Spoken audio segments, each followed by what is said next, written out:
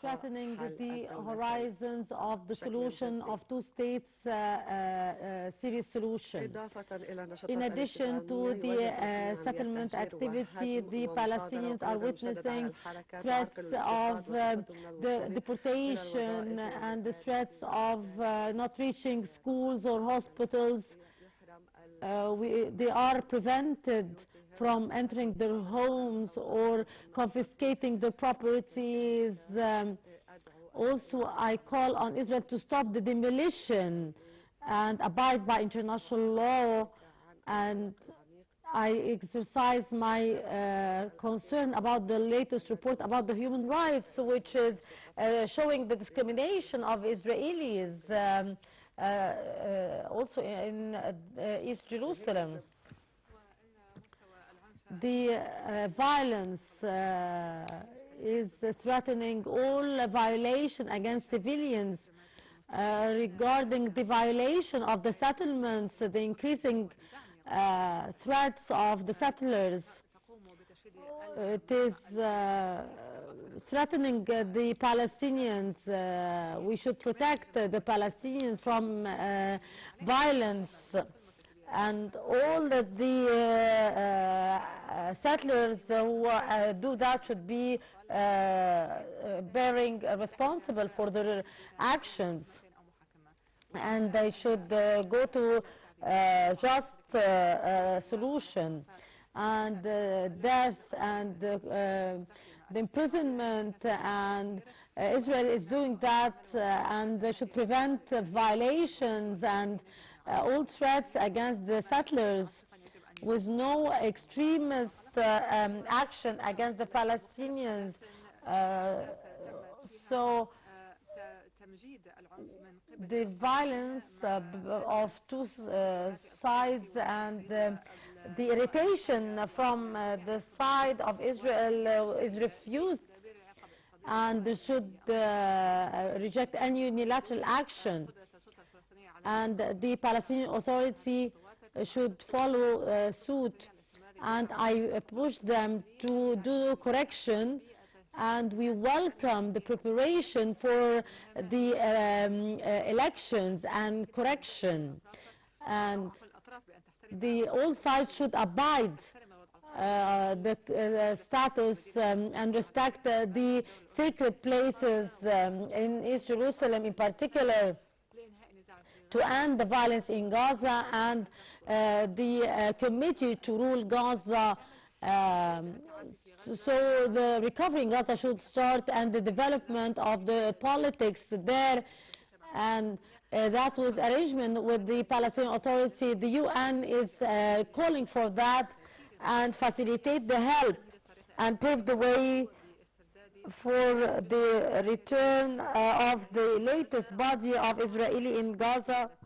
And I am relieved that all the hostages were returned home and all the bodies returned home to be buried.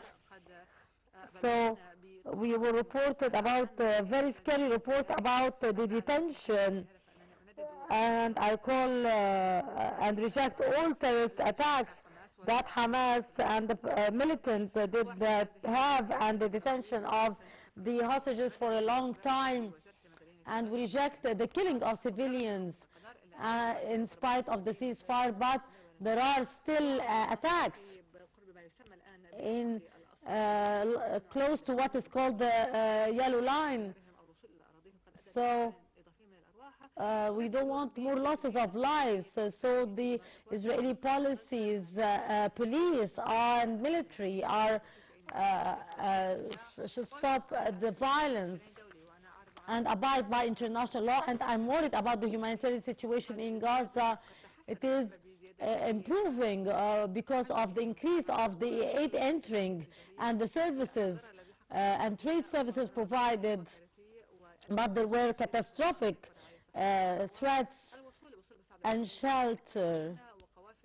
But the help and the assistance facilitating the entry of trucks carrying food and help should enter to the strip and the obligation of Israel to abide by international law, and we invited the Israeli government to return the UNRWA and the headquarters of UNRWA without any obstacles. So Israel is abiding, should be abiding by that, and all the member states to support politically and financially for UNRWA. Also, we should abide by helping the Israelis and Palestinians settle the dispute in light of with the international law and the UN resolution and bilateral agreement to reach the two-state solution. Israel should live side by side with the independent Palestinian state with respect with the Gaza Strip and West Bank before the border of 1966 with the Jerusalem as the capital. So that the report of the General Secretariat. I thank Mr. Akbarov for this, and I give the speech to Mr. Amladinov. Welcome. Mr. President and our member states, thank you for allowing us and I start to talk, and I start my speech on behalf of thank you, Mr. Akbarov. This is the first time to participate here as the ambassador to Gaza, and the resolution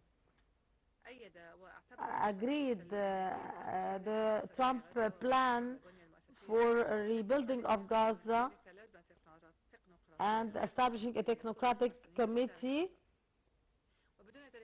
and without this agreement nothing would have happened.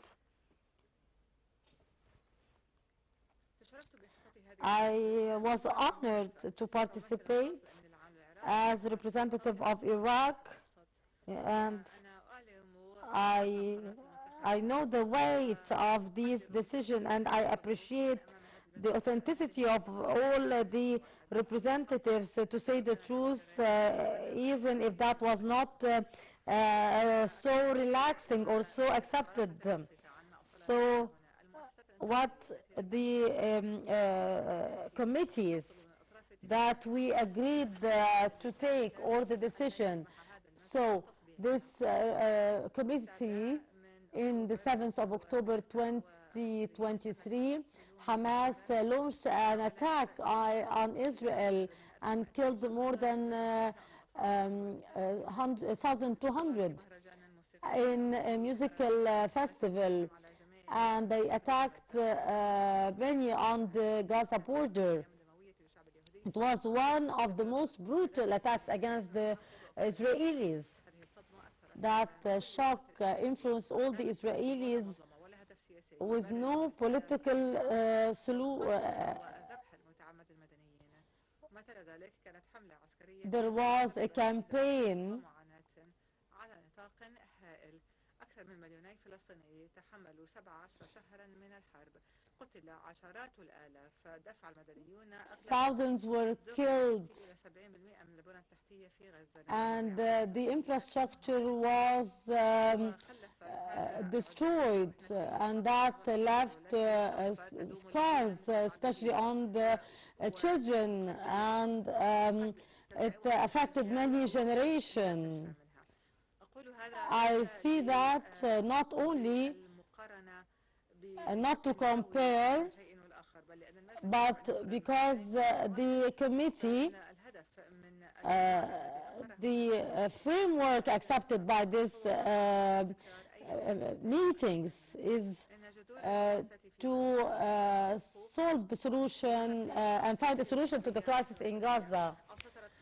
Hamas controlled the Strip for long, and these challenges increased because of years of acceptance with extremism and fundamentalism, which led to heavy repercussions, and that was inflicted on the Middle East and people in the Middle East. The situation in Gaza should be tackled. We talked about the stoppage of the weapon, the use of weapon and start of reconstruction.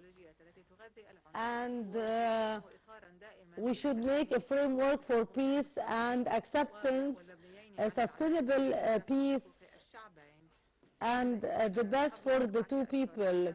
4 months ago, the ceasefire in Gaza would disarm, and no mechanism today phase it is largely completed despite the challenge.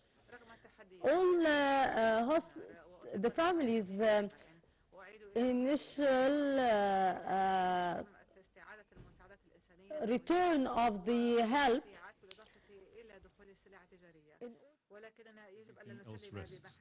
I wish to thank the guarantors, Egypt, Qatar, Turkey, and the United States, for their tireless efforts to this end. The National Committee for the Administration of Gaza, ably led by Dr. Ali Shah, has been constituted. 15 Palestinian technocrats, approved by consensus among Palestinian factions, now form the incoming Transitional Civilian Authority for Gaza.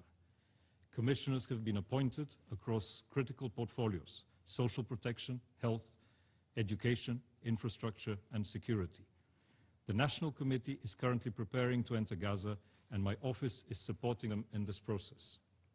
The committee is a competent, transparent, transitional body endorsed by the Security Council and called for by the League of Arab States that provides the Palestinian people in Gaza with civilian administration while the broader question of Palestinian institutional reform is addressed. The National Committee exercises its authority solely on an interim basis. At the end state is a reformed Palestinian Authority capable of governing Gaza and the West Bank, and ultimately a pathway to Palestinian self-determination and statehood.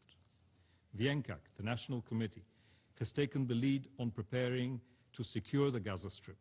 They have made strong progress in vetting tens of thousands of qualified Palestinian civilian police candidates who will form the backbone of law and order in Gaza.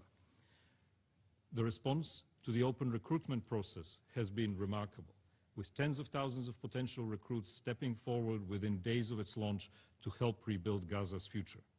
I want to express my gratitude to Egypt for agreeing to serve as the lead training partner for developing the core of this police force, which will be beginning in the coming weeks as their training begins now. Resolution 2803 also authorized the deployment of the International Stabilization Force, the ISF. Today, 5 countries are bringing that mandate to life through the commitment of troops: Indonesia, Morocco, Kazakhstan, Kosovo, and Albania, operating under the command of the United States through Major General Jasper Jeffers. I want to commend these countries and the leadership of the United States and call on all member states of the UN to consider contributing to the International Stabilization Force. My office has also presented to the Palestinian factions a set of transitional principles that govern how the de facto authorities should transfer civilian ministries and civilian institutions in Gaza to the National Committee. Mr. President, perhaps the most significant development since November is one that by its nature has received the least public attention. My office, together with the guarantor states, the United States, Egypt, Turkey, and Qatar, has developed a comprehensive framework for the decommissioning and reintegration of armed groups in Gaza. This framework is agreed by all guarantors and has been formally presented to all relevant parties. Serious discussions are underway as we speak. I want to be precise about what decommissioning means in the context of Gaza. The comprehensive plan agreed by the parties establishes the principle of one authority, one law, and one weapon. That principle applies to all armed actors in the Gaza Strip without exception. It applies to Hamas and its military wing, the Al-Qassam brigades. It applies to Palestinian Islamic Jihad and its Al-Quds brigades. It applies to every other faction that maintains an armed capacity in Gaza, and it applies equally to the irregular armed formations that have emerged on the ground. It requires the complete decommissioning of weapons in the Gaza Strip and putting them under the control of the Transitional Palestinian Authority. The framework that we have developed and presented rests on 5 principles. First is reciprocity. Decommissioning proceeds in parallel with staged withdrawal. This is fundamental to the credibility of the entire process. Second is sequencing. The most dangerous weapons, rockets, heavy munitions, explosive devices, and assault rifles owned by the armed groups are addressed first. Tunnels must be neutralized. Personal weapons are addressed later through a registration and collection process. Thirdly is verification. Compliance will need to be monitored and verified. Reconstruction can only be unlocked after decommissioning stages are certified. This is the linkage that gives the framework its driving force. The people of Gaza want reconstruction, and reconstruction requires the decommissioning of weapons. Fourthly, the framework addresses the people, not just the weapons. It includes pathways for individuals currently affiliated with armed groups to re-enter civilian life with dignity through structured amnesty arrangements and reintegration programs. Fifth, my office has the authority to grant timeline extensions where parties are making good faith efforts. This is a managed process with built-in flexibility because the reality on the ground does not always conform to the timelines on paper. I will not go into operational details of the timelines or the status of our discussions with the parties. Agreement on the implementation of the framework requires space, and I ask all to respect that space. What I can tell the Council is this: the framework exists. It has been endorsed by all mediators, it has been presented to the parties, and the engagement on it is very serious. In our last meeting with Palestinian factions, the representatives of Qatar, Turkey, Egypt, and myself explained that the implementation of this framework is necessary for the implementation of UN Security Council Resolution 2803, and that is the only way to ensure that reconstruction in Gaza and Israeli military withdrawal happens. Mr. President, as tensions in the region escalate, with Israeli and US operations against the regime in Iran and Israel's operations against Hezbollah in Lebanon, with continuing drone and rocket attacks by Iran on Gulf countries and global shipping and energy threatened by Iran's closure of the Straits of Hormuz, we should not lose sight of the situation in Gaza. Allow me the opportunity of today's meeting to ask the Security Council members to support us in 2 areas. Firstly, to reiterate publicly and consistently that the decommissioning of weapons in Gaza is not only a fundamental requirement by UN Security Council Resolution 2803, but the only way forward that allows for reconstruction to happen.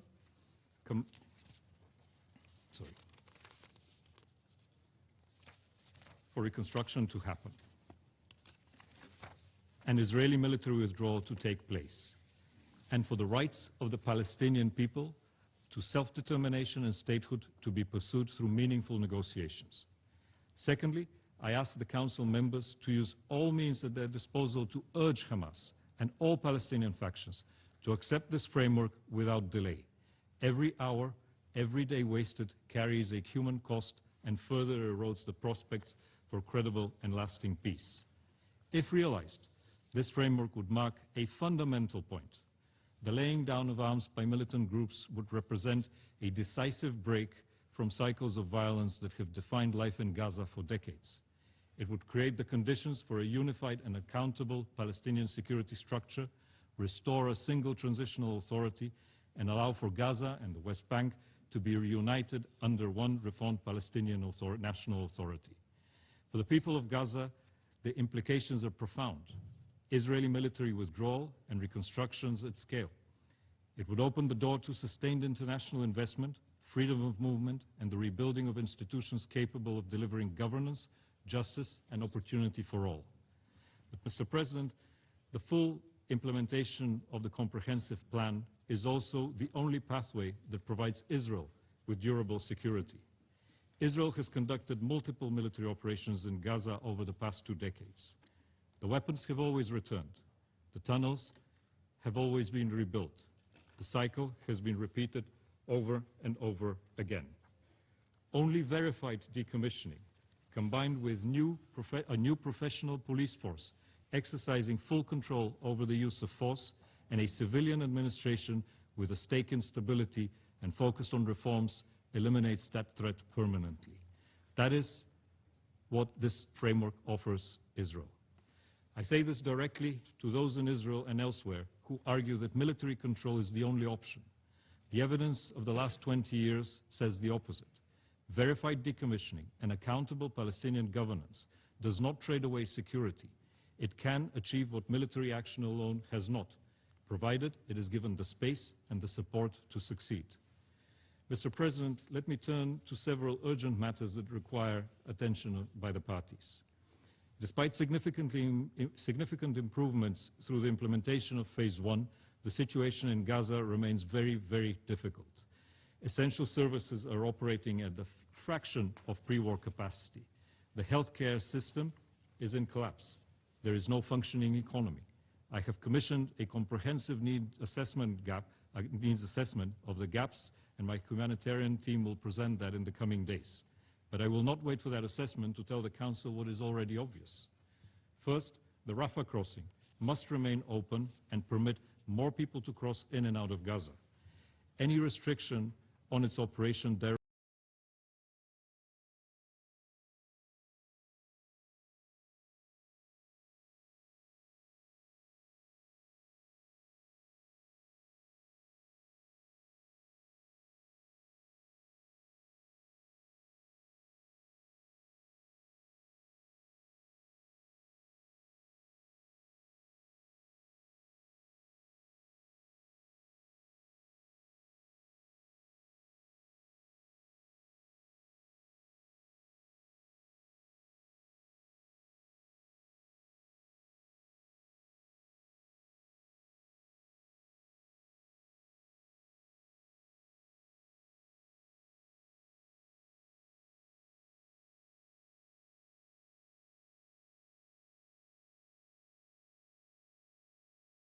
directly impedes the implementation of Phase 2 of the ceasefire. Despite some setbacks due to the regional escalation, my team and I are working hard with Israel and with Egypt to ensure that the Rafah crossing reopens in the coming days, actually tomorrow, and the number of people allowed to cross over the next period of time should increase significantly. Second, aid and goods entering Gaza must be at least up to the levels agreed in the ceasefire. The current flow is not adequate for the scale of need, and we are engaging with the relevant Israeli authorities to ensure that the number of trucks allowed to bring goods into Gaza increases in the immediate future. The pipeline is ready, but access must be improved. Third, we must accelerate temporary housing solutions. Over 2 million people cannot continue to endure undignified living conditions. Our immediate priorities should be delivering prefabricated housing and transitional shelters, clearing rubble, and restoring access to basic services such as water, health and sanitation to make existing areas habitable. This cannot wait for the full reconstruction program to begin. Fourth, and I want to be very clear about this, all parties must fully respect the ceasefire. Every violation, from whatever quarter, risks unraveling what has been painstakingly built over the last 5 months. The ceasefire is the foundation of the entire transition. I call on all parties to exercise maximum restraint and to honor the commitments that they have made. This Council should accept nothing less. Mr. President, if this process fails, if the current status quo is allowed to become permanent, the consequences will be devastating. A divided Gaza, with Hamas maintaining military and administrative control over 2 million people in roughly 50% of Gaza's territory, means those people continue to live in rubble, dependent on humanitarian aid, with no prospect for reconstruction. It means a generation of children growing up in conditions that breed despair and radicalization. And ultimately, it means the end of any credible pathway to Palestinian self-determination and statehood. Let me be explicit about that last point. There can be no credible pathway to Palestinian self-determination and statehood if Gaza remains under the control of Hamas and other armed groups. That is why everyone, every member of this Council, every state in the region, the Palestinian National Authority, and every Palestinian faction that cares about peace has an interest in the implementation of the 20-point comprehensive plan. Not because it is a perfect document. No plan is perfect. but because it is the only document that connects decommissioning, reconstruction, civilian transition, and the reunification of Palestinian institutions into a single sequence. If we are serious about advancing peace between Israelis and Palestinians, then we must be equally serious about implementing this plan. But, Mr. President, I do not want to leave the Council only with the cost of failure. Let me describe what success looks like, because it is worth fighting for. If this transition succeeds, the Gaza Strip will not simply be rebuilt. It will be built anew, and it will be built by Palestinians for Palestinians. Imagine a territory where goods flow freely through crossings, not trickling in under restrictions and closures, where a port handles commercial traffic, where young Palestinians are not queuing for humanitarian rations, but attending universities that have the freedom to pursue opportunities beyond Gaza and to return home with skills and investment that benefits their people, where electricity comes from a grid, not a generator, where a child born next year grows up in a house, not in a tent, and is educated in a school, not a shelter. None of this is fantasy. The resources exist, the pledges have been made. What stands between the Gaza of today and the Gaza that can be built is not money. It is a combination of unresolved security concerns, continued armed activity, and restrictions that hold these developments back. It is the perpetuation of armed structures and strict closures that make reconstruction impossible and that condemn over 2 million people to live as they live now. That is the choice before the parties. And that is the choice before this Council too. A renewed war or a new beginning. The status quo or a better future. There is no third option. Thank you, Mr. President. I thank Mr. Mladinov for his briefing. It was an excellent briefing, and I thank you. I now give the floor to those council members who wish to make statements. I give the floor to the representative of Pakistan. Thank you, Mr. President. We thank Deputy Special Coordinator Ramiz Al-Akbarov and Mr. Nikolai Mladinov, High Representative for Gaza, for their comprehensive briefings.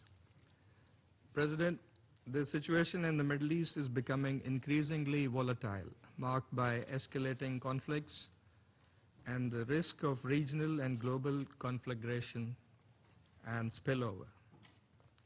While multiple crises have distinct drivers, it is the unresolved question of Palestine that remains at the core of the Arab-Israeli conflict, perpetuating instability, shaping dynamics, fueling grievances, and undermining the prospects for a just and lasting peace. The Palestinian people continue to endure illegal occupation, dispossession, systemic violence, and the denial of their inalienable rights, including the right to self-determination.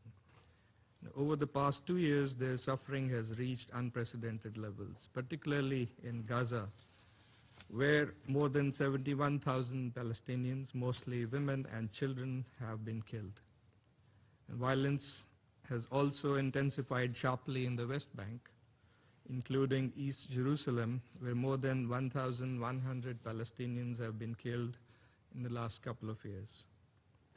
And in recent weeks, settler violence has reached its highest level since the United Nations began systematic tracking of this particular aspect. What we are witnessing is no longer a matter of isolated incidents, but organized, coordinated attacks against the Palestinian population. This is a direct consequence of an occupation system that has been allowed to operate with impunity. And let me underline that such measures violate international law, undermine the ongoing peace efforts, they run counter to the comprehensive plan, and they jeopardize the prospects of achieving a just and lasting peace. Just days ago, on 15th of March, fire was opened on a Palestinian family in the town of Tamun, where Ali Bani Auda, his wife Waid, and their 2 young sons, Uthman, aged 7, and Muhammad, aged 5 were killed. They were on their way to buy new clothes for the Eid. And 2 of their other children were wounded. And this was not a battlefield. It was a family car on a civilian road. And following this, a wave of settler attacks swept across the West Bank, where masked groups set fire to homes, burned mosques, destroyed vehicles, and injured dozens of civilians. As the occupying power, Israel bears legal obligation under international law to protect Palestinian civilians. That obligation is being violated, unfortunately, with impunity. So, President, despite these grim realities, the international community has pursued a path towards peace. The high-level conference in July and the General Assembly's endorsement of the New York Declaration last year established a multilateral pathway to a Palestinian state.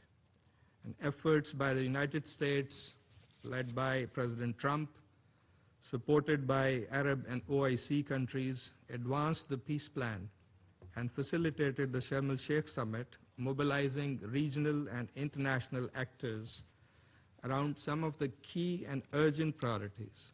That is, ending the bloodshed, achieving a permanent ceasefire, responding to the humanitarian catastrophe, reuniting families with detainees and hostages, and reopening a credible political process towards Palestinian self-determination and statehood. These efforts culminated in Security Council Resolution 2803, which Pakistan supported as part of the group of 8 Arab and Islamic countries who were engaged in this process and in full alignment with the position of the State of Palestine and the Arab countries. The formation of the Executive Board for Gaza under the Board of Peace and the National Committee for Administration of Gaza and the appointment of the High Representative, who is with us today, are positive steps. What matters now is translating these developments into tangible, on-ground implementation. Looking ahead, Pakistan wishes to highlight the following points. First, settlement expansion must halt immediately in full compliance with Resolution 2334. Any measure aimed at altering the demographic, legal, or historical character of the occupied territories, including around Al-Haram al-Sharif, is illegal and must be reversed. In light of recent events, we further call for an immediate cessation of organized settler violence. Second, Resolution 2803 must be implemented in full and in good faith, including full implementation of the ceasefire and full, safe, and unimpeded humanitarian access to ensure humanitarian assistance at scale. Mr. Mladinov is right in saying that the achievements in the first phase of the comprehensive plan should not be taken for granted. And we think that the second phase of the comprehensive plan must now be implemented without delay. And let me emphasize here the central and indispensable role of the Palestinian Authority in this process. Third, reconstruction should begin forthwith with no annexation, forced displacement, or fragmentation of the occupied Palestinian land. Fourth, accountability. We should not forget this aspect. Accountability is indispensable. Without justice and respect for international law, there can be no durable peace. Perpetrators of violence against civilians, including those involved in settler attacks, must be brought to justice. And fifth, a time-bound and irreversible political process anchored in relevant UN resolutions must lead to the establishment of a sovereign, independent, and contiguous state of Palestine on the basis of the pre-1967 borders with Al-Quds al-Sharif as its capital. That is the best guarantee for durable peace and stability in the region. Pakistan's solidarity with the Palestinian people remains unwavering. We stand firmly with them in their legitimate struggle against occupation, for their dignity, justice, and self-determination, and for the realization of an independent Palestinian state in accordance with international legitimacy. President, we are deeply concerned at the evolving situation in the broader Middle East. In fact, the region stands at a perilous crossroad with risk of wider conflagration and far-reaching consequences. Against this already dire backdrop, further escalation must be avoided at all costs. We call on all parties to exercise maximum restraint. And the ultimate aim must be cessation of all hostilities and moving towards peaceful resolution of all issues. And together with other partners, Pakistan is actively engaged in promoting this objective. I thank you. I thank the representative of Pakistan for the statement, and I give the floor to the representative of China. Thank you, President. I thank Deputy Special Coordinator Alakbarov and Mr. Mladenov for their briefings. At present, the conflict in the Middle East continues to expand, and tensions are escalating rapidly, causing serious consequences for regional stability and the global economy. At the same time, the Palestinian question is deteriorating at an accelerated pace. Shelling in Gaza continues. Settlement activities in the West Bank are intensifying, and the foundation of the two-state solution is at risk of being further eroded. In the face of this grave situation, the international community must demonstrate strong political will and take decisive actions to advance a comprehensive, just, and lasting resolution to the Palestinian question at the earliest possible date. I will make 3 points. First, we must prioritize human life and immediately end the suffering of the people of Gaza. Since the ceasefire agreement was reached, Israel has continued to launch attacks, killing more than 600 Gazans. Recently, Israel has further tightened restrictions on humanitarian access and closed the Rafah crossing for many times, further worsening the humanitarian crisis in Gaza. The situation in Gaza concerns the very foundation of international morality. China calls on all parties concerned, especially Israel, to fully comply with the ceasefire agreement and achieve a genuine, comprehensive, and lasting ceasefire. Israel must fulfill its obligations under international humanitarian law, fully open border crossings, lift restrictions on humanitarian access, and cease attacks on humanitarian organizations, especially UNRWA. Second, we must uphold the rule of international law and resolutely end illegal activities in the West Bank. Recently, the occupying power has accelerated its settlement policies and expanded settlement activities, leading to the displacement of more than 36,000 Palestinians in the West Bank over the past year. Violent incidents involving settlers have sharply increased, causing numerous Palestinian civilian casualties and significant property damage. On March the 15th, 4 Palestinian civilians were fatally shot by Israeli security forces, which is deeply shocking. Settlement activities constitute a serious violation of international law and Security Council Resolution 2334. Any violence against civilians must be condemned. Israel must immediately stop settlement activities, curb settler violence, refrain from the excessive use of force against civilians, investigate and hold accountable those responsible for attacks on civilians, and put an end to impunity. Third, we must uphold fairness and justice and accelerate efforts to advance the two-state solution. There is only one universally recognized and reasonable path to the question of Palestine, which is the two-state solution. Any other alternative arrangements or new mechanisms must uphold the principle of Palestinians governing Palestine, respect the will of the Palestinian people, and support instead of undermine the two-state solution.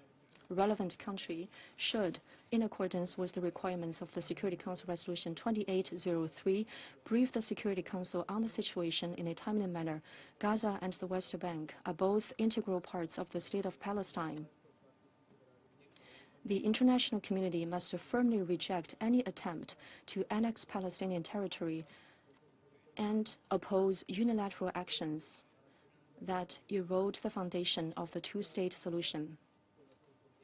The international community cannot accept the Palestinian question being marginalized once again and make irreversible steps to advance the two-state solution and support the establishment of independent state of Palestine at an early date. The UN has the responsibility to play a leading role in this process. China will continue to work with the international community to promote a comprehensive and lasting ceasefire in Gaza and the humanitarian catastrophe, implement the two-state solution, and help restore justice to the state of Palestine and restore peace to its population and the region of the Middle East. Thank you, President. I thank the representative of China for the statement. I give the floor to the representative of Somalia. Mr. President, at the outset, I'd like to thank Mr. Alakbarov, the Deputy Special Coordinator for the peace process in the Middle East. We thank him for his briefing, which reflects the developments on the ground. We would also like to thank Mr. Mladinov, the High Representative for the Gaza Strip on the Board of Peace, for his intervention. The latest report on the implementation of Security Council Resolution 2334 of the year 2016 presents a very disturbing picture of the continued deterioration of the situation in the occupied Palestinian territories, including East Jerusalem. This report once again affirms the growing gap between what this Council decides and the reality on the ground. Security Council Resolution 2334 is clear and unambiguous. It affirms that the construction of settlements in Palestinian territories occupied since 1967, including East Jerusalem, such construction has no legal legitimacy and constitutes a flagrant violation under international law. However, and almost a decade after the adoption of this resolution, settlement activity continues at an accelerated pace. This systematically undermines the possibility of a viable and geographically contiguous Palestinian state. It weakens the prospects of a two-state solution. Mr. President, the Republic of Somalia expresses its grave concern over the continued confiscation of lands and demolition of homes and the forced displacement of Palestinians, including women and children. In this context, we follow with great concern the eviction orders issued against a number of Palestinian families in Batn al-Hawa neighborhood in Silwan in East Jerusalem, which may lead to the forced displacement and the creation of a new reality on the ground. Such measures are a clear violation of international humanitarian law and international human rights law, and deepen the humanitarian suffering and undermine the prospects for peace. We are deeply concerned about the policies and actions that seek to entrench the reality of gradual annexation and the expansion of administrative control over land in the West Bank, including East Jerusalem. This includes land registration measures and settlement expansion. These practices undermine the Palestinian people's right to self-determination. They run counter to the norms of international law and weaken the international order that is based on respect for international law in all circumstances. Mr. President, the humanitarian situation in the occupied Palestinian territories, especially in the Gaza Strip, remains a source for grave concern. Despite some efforts to facilitate the delivery of humanitarian assistance, the scale of the needs is far greater than the size of the current response. And we stress the need to ensure that humanitarian access is guaranteed in a manner that is full, safe, sustainable, and unhindered, and using all available crossings, and in a manner that would enable United Nations agencies, including UNRWA, to perform their vital mandates in providing life-saving support. We stress the need to protect civilians and to respect the principles of international humanitarian law, including the principles of distinction, proportionality, and accountability. We affirm that targeting civilians or civilian infrastructure is completely unacceptable. We stress the importance of respecting the existing ceasefire.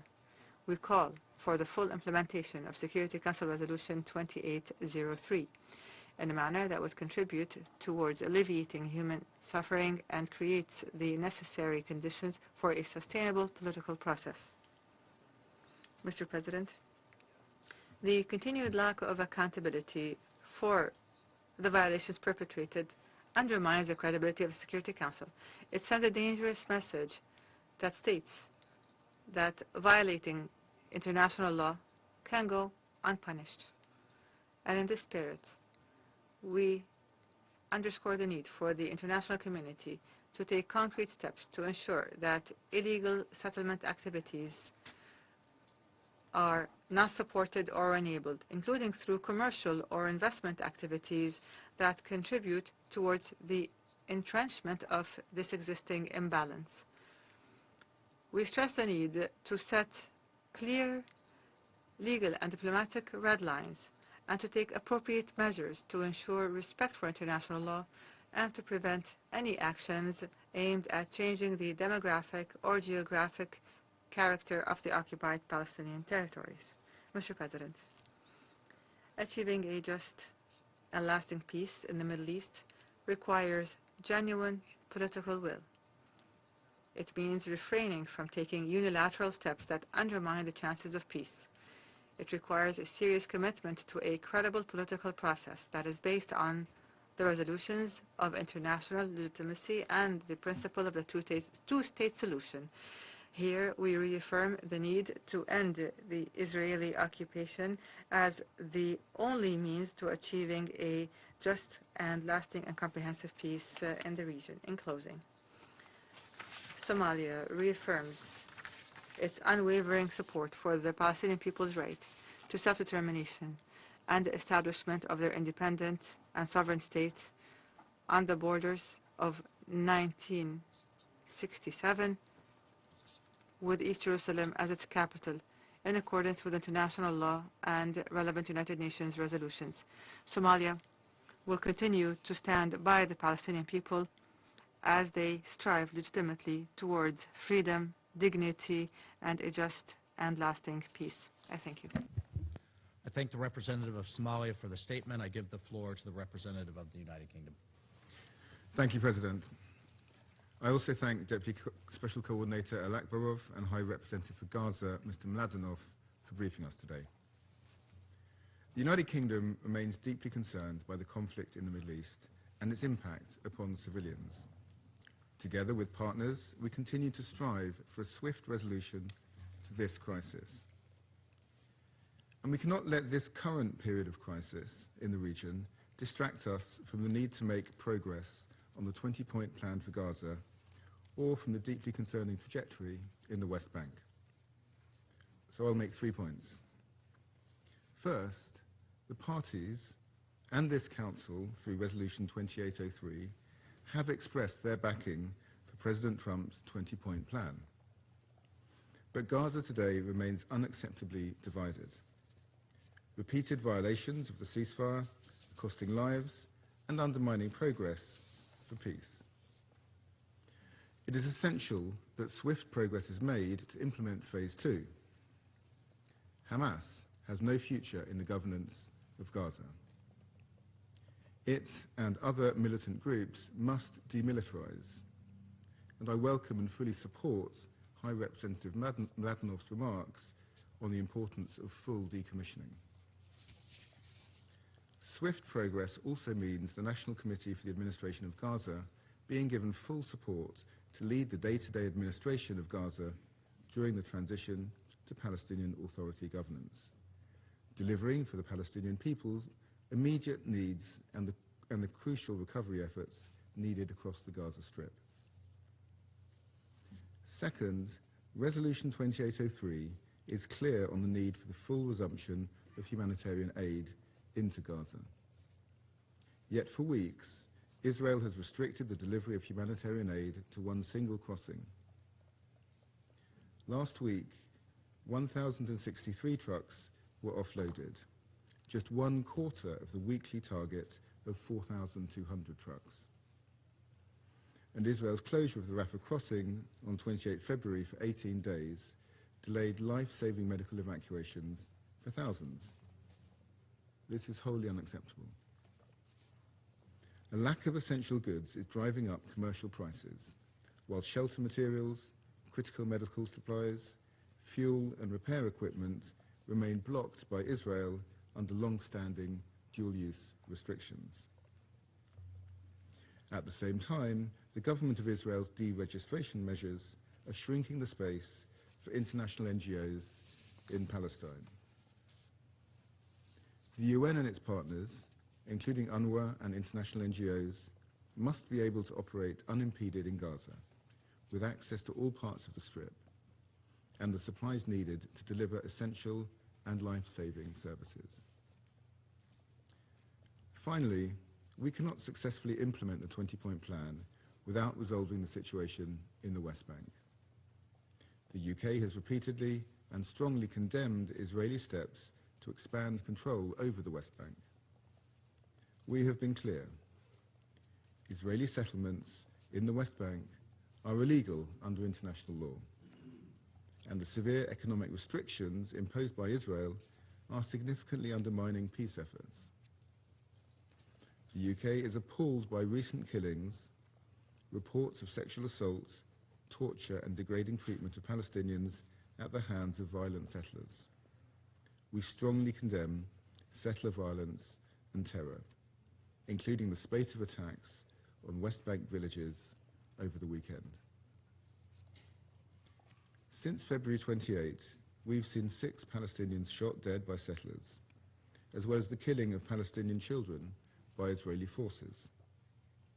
This is completely unacceptable, as is the apparent lack of accountability for countless reports of human rights violations at the Sderot Teiman facility.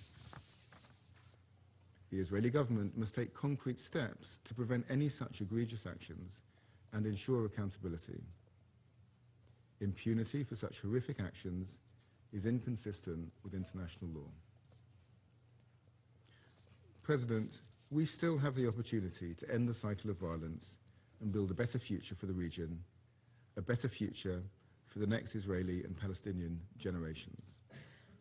A two-state solution is the only way to achieve this. There is no alternative.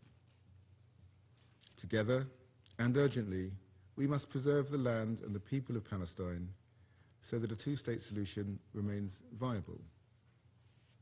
To promote peace, security and stability, the Israeli government must reverse the Security Cabinet's decision to expand control over the West Bank and take urgent action to halt the escalating violence and hold perpetrators accountable. I thank you. I thank the representative of the United Kingdom for his statement. I give the floor to the representative of Bahrain. شكرا سيد الرئيس على عقد هذه الجلسة الهامة. كما أتقدم بخالص الشكر إلى مقدم. Thank you, Mr. President, for convening this important session. I thank the briefers, Dr. Ramiz Al-Akbarov, Deputy Special Coordinator for the Middle East Peace Process, and Mr. Nikolai Mladenov, the High Representative for Gaza and Board of Peace, for his important and valuable briefing. Mr. President, in light of the developments in the Middle East, particularly the Iranian attacks targeting several countries in the region, including GCC member states and the Hashemite Kingdom of Jordan, and of course my country, the Kingdom of Bahrain.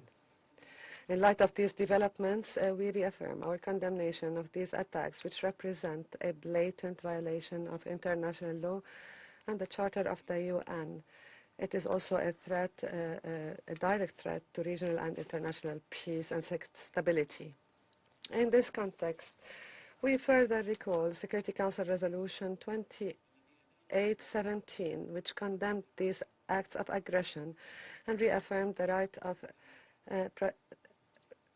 of sovereign states to protect their lands and rejected the use of force in ways that violated international law and the UN Charter.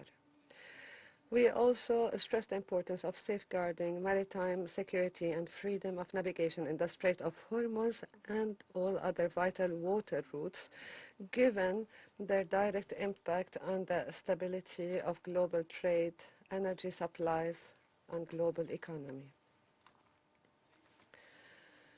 Mr. President, on the occasion of Eid al-Fitr, we seize the opportunity to express hopes and prayers for peace, security, and prosperity for all.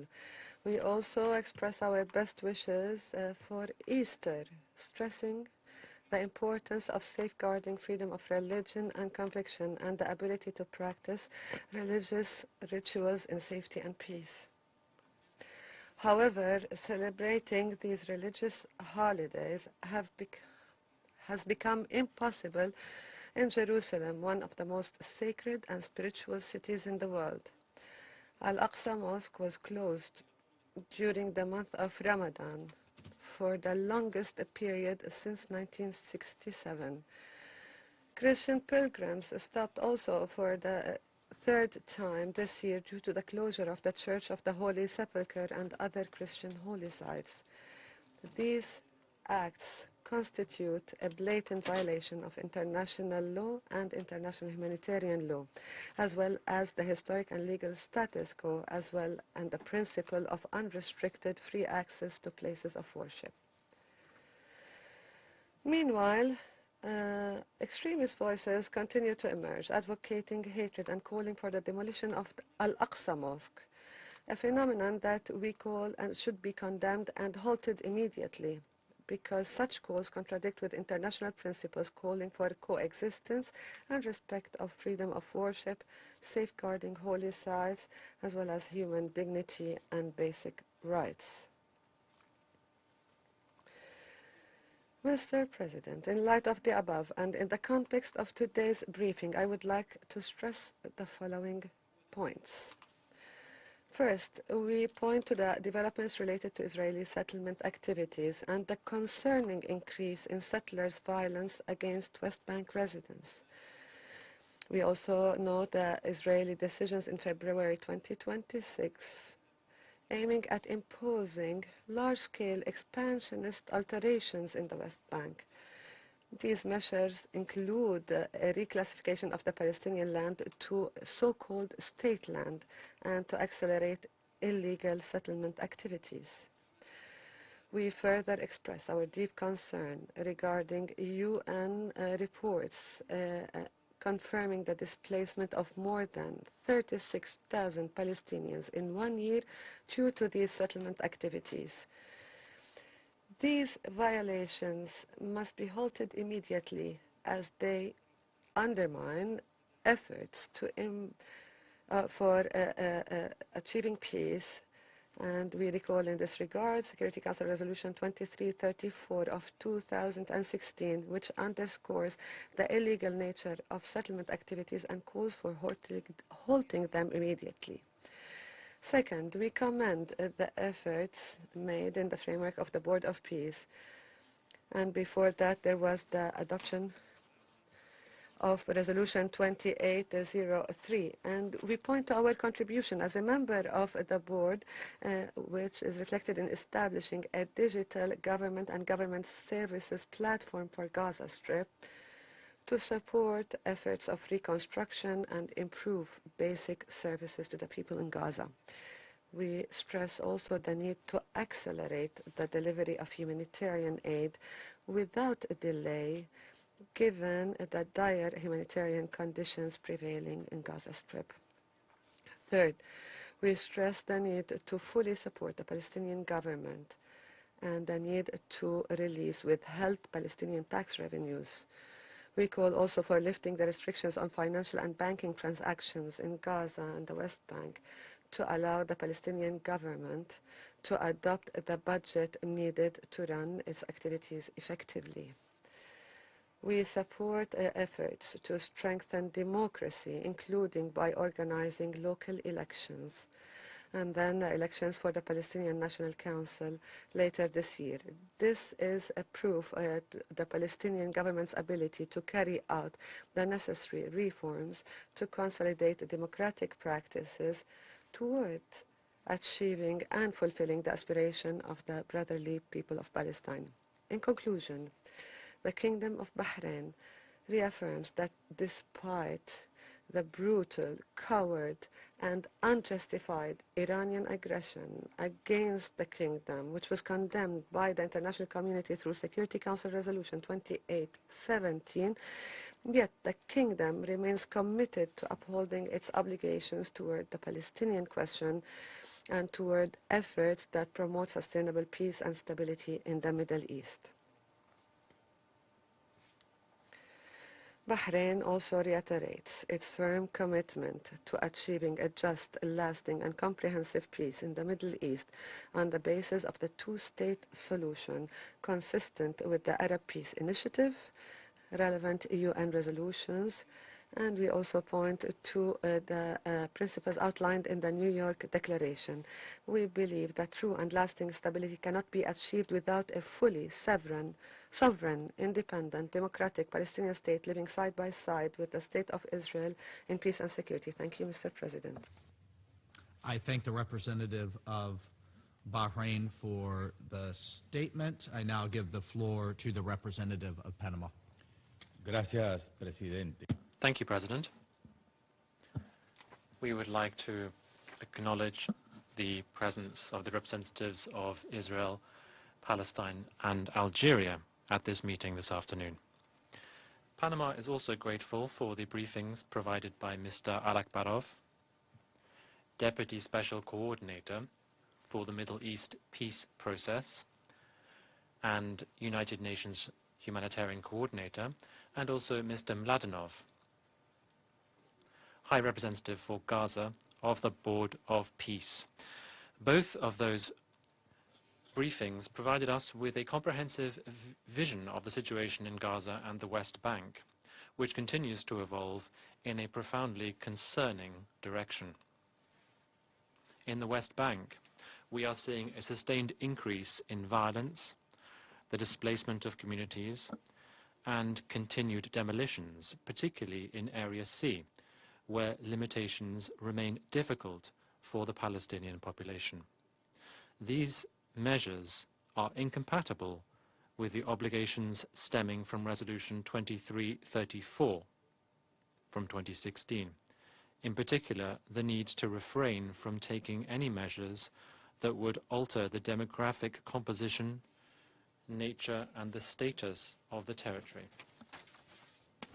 If this trend continues, there is the risk that the minimum conditions necessary to move towards a fair, dignified, and sustainable solution to this conflict will continue to be eroded. In addition to this, we are now seeing regional tensions, including the continued attacks with missiles and drones against Israeli territory by Hezbollah and Iran, which are a dangerous escalation and only add more instability. Panama reiterates our call for there to be full restraint and for there to be no unilateral measures that could exacerbate the situation on the ground even further. President, the situation in Gaza reminds us that although the ceasefire has made it possible for us to see a relative reduction in the intensity of hostilities, violent activities continue, and this shows that the current efforts remain insufficient to bring full stability to the situation and to allow the people of Gaza to live in security and dignity.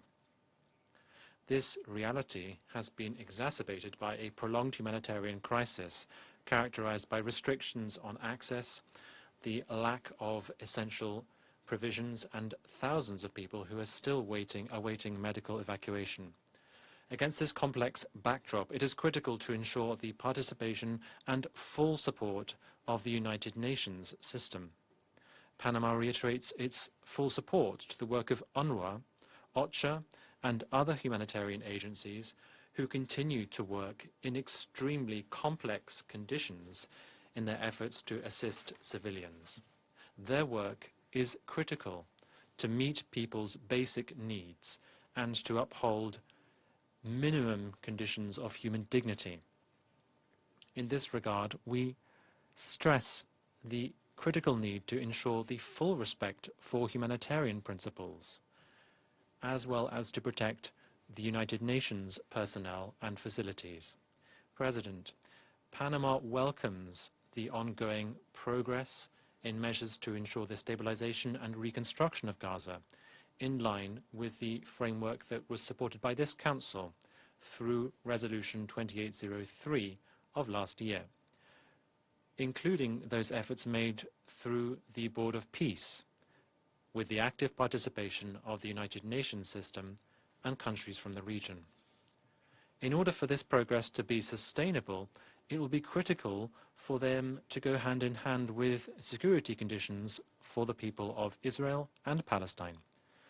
This means addressing effectively the security dimension in a broad sense, encompassing both arms control and fundamental needs, including fighting hunger, strengthening the health system, and ensuring access to education. These measures are critical to improve people's living conditions and to pave more robust foundations for a lasting stability, ensuring at the same time that we avoid conditions that could lead to new expressions of extremism and violence.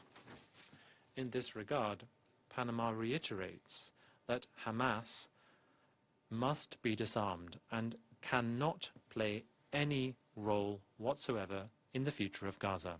It will also be critical to move forward in a process of governance that makes it possible for there to be an orderly transition towards a unified and reformed Palestinian leadership which can meet its people's needs and contribute to the security both of their own people and their neighbors. This process should also make it possible to strengthen the economic and financial sustainability of Palestinian institutions, which is critical to achieve comprehensive stability.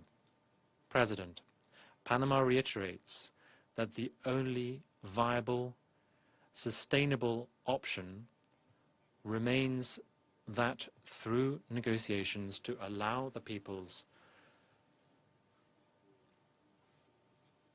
showing political will on both sides. These negotiations must be serious and must allow the people of Israel and Palestine to live side by side in peace, security and dignity within secure and internationally recognized borders in line with international law and the relevant resolutions of this Security Council. I thank you. I thank the representative of Panama for his statement. I give the floor to the representative of Denmark. Thank you, Mr. President.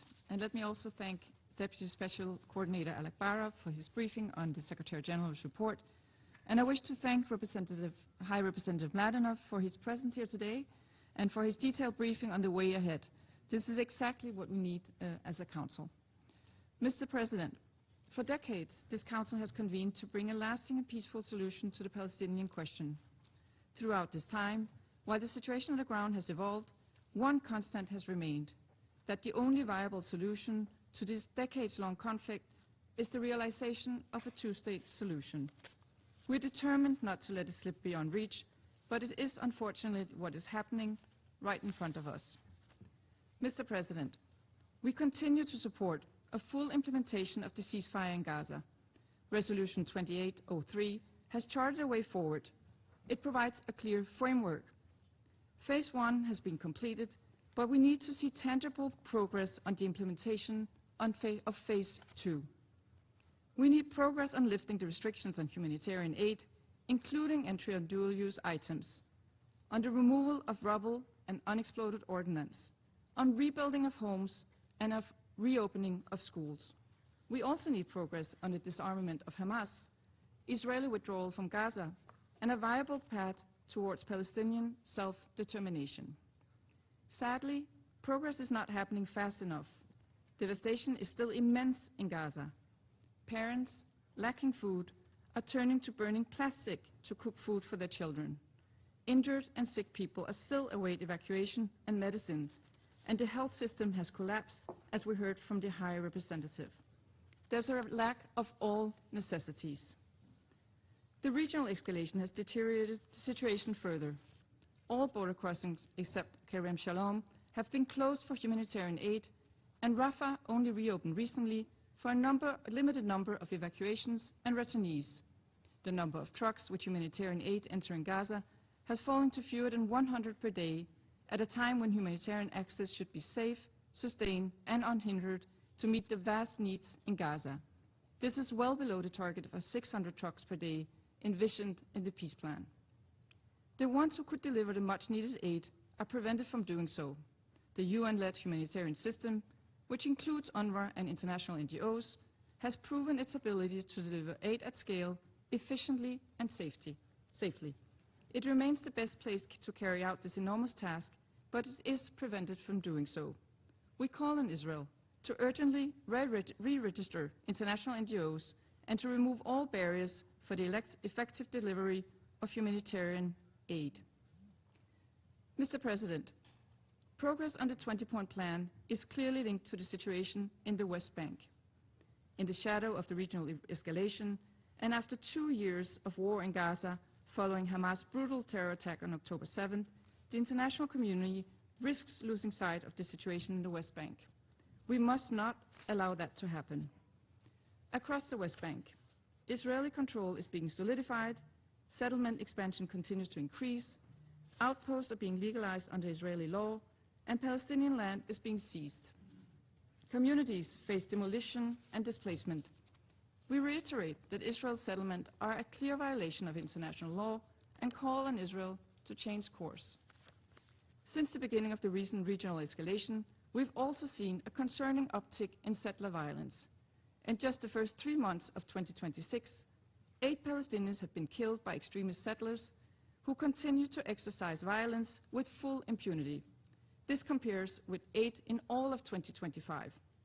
And as documented by Israeli NGO Yesh Din, nearly 94% of the cases that were actually recorded by Israeli police concerning settler violence over 20 years were not brought to trial. The gap between the commitments of this council and the reality on the ground is widening. This trajectory must be reversed. Settlement expansion must stop. Action that fragment Palestinian territory must be brought to an end, including the E1 settlement plan and the continued legalization of outposts. Withheld Palestinian tax revenues must be released. Gaza and the West Bank, including East Jerusalem, must be reunified under the Palestinian Authority. Failing this would mean that a future Palestinian state becomes an illusion before long. Mr. President, Denmark will continue to call for a peaceful settlement of the Palestinian question, for progress towards a two-state solution, for a future of peace and security for Palestinians and Israelis alike. I thank you. I thank the representative of Denmark for her statement. I give the floor to the representative of France. Merci, Monsieur. Thank you, President.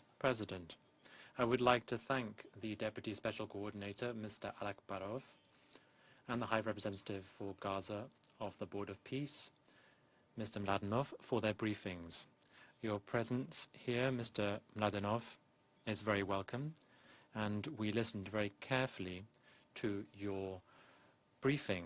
It's critical for the Council to be kept regularly informed about the work of the Board of Peace, which stems from Resolution 2803. which enshrines President Trump's peace plan. For a month now, the Middle East has been grappling with an unprecedented conflagration, and the situation in Palestine, be it in Gaza, the West Bank, and East Jerusalem, must remain something that the Council keeps an eye on. President, the situation in Gaza remains critical and demands the immediate implementation of the second phase of the peace plan. The ceasefire is to be welcomed, but it remains fragile. We must ensure that there is unhindered access for humanitarian aid. Israel must lift restrictions on the delivery of humanitarian aid and respect the privileges of the United Nations. Everything must also be done to ensure that there is a rapid deployment on the ground of the National Committee for the Administration of Gaza, and Hamas must be disarmed.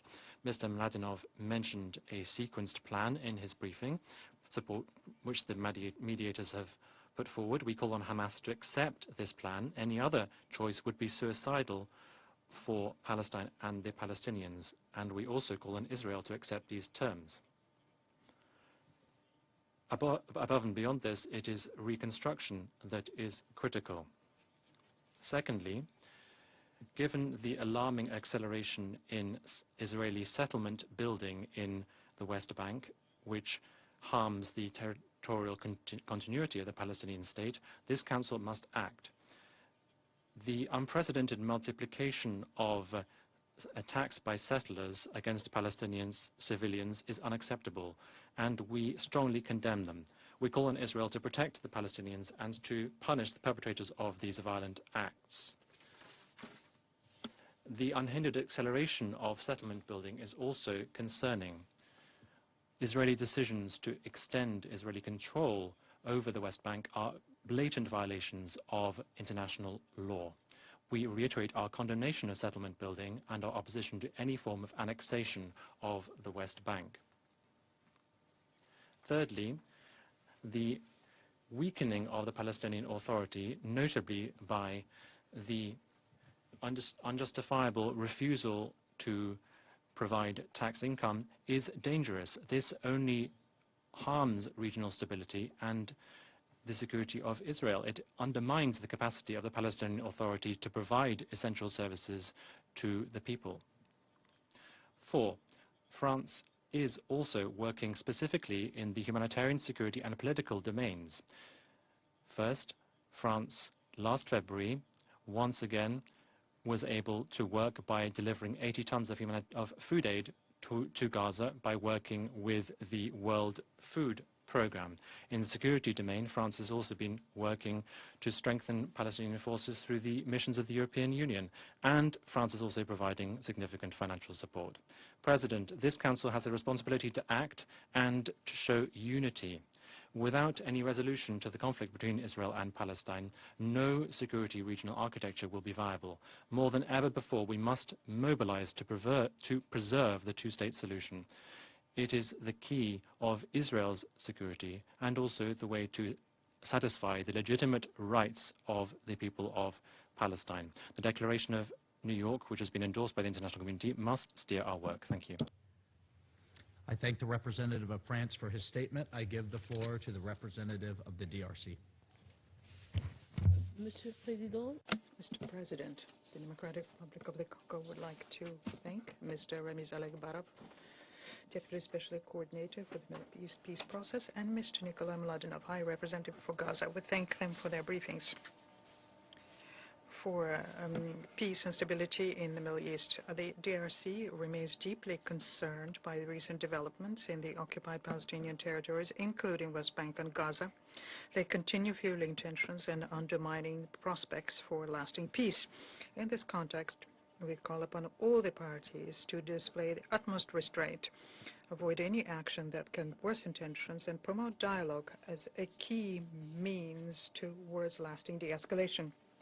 Mr. President, almost a decade after the adoption of Resolution 2334 by the Security Council, we must acknowledge that its provisions remain largely unimplemented. In this regard, we recall that compliance with the resolutions of the Security Council is a foundation for our credibility.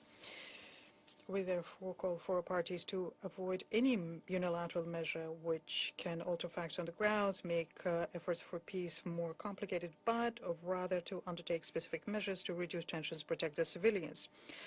Trust can only be re-established through tangible gestures and genuine commitment to dialogue. We therefore reaffirm the importance of upholding international law, including international humanitarian law.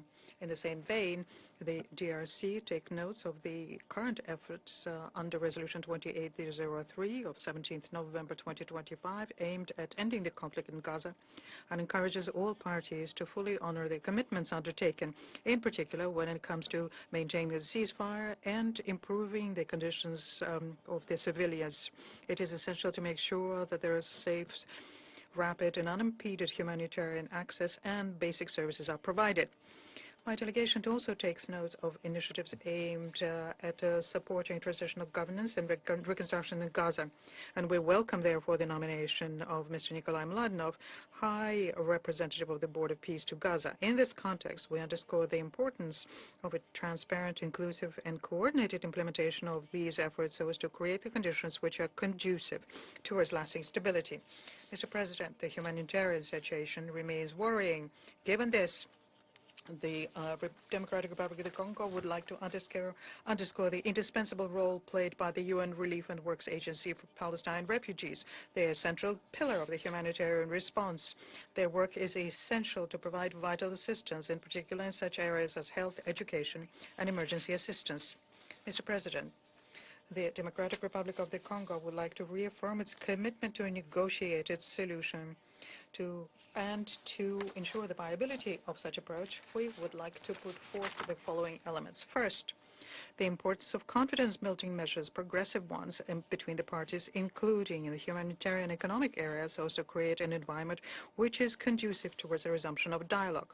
Second, the need to have a renewed and coordinated commitment of the international community to accompany de-escalation efforts in support to the existing United Nations mechanism. Mr. President, by way of conclusion, I would like to say that we think that the current period requires that we go beyond simple declarations of principles and move to specific actions, that we have pragmatic and sustained efforts to restore trust.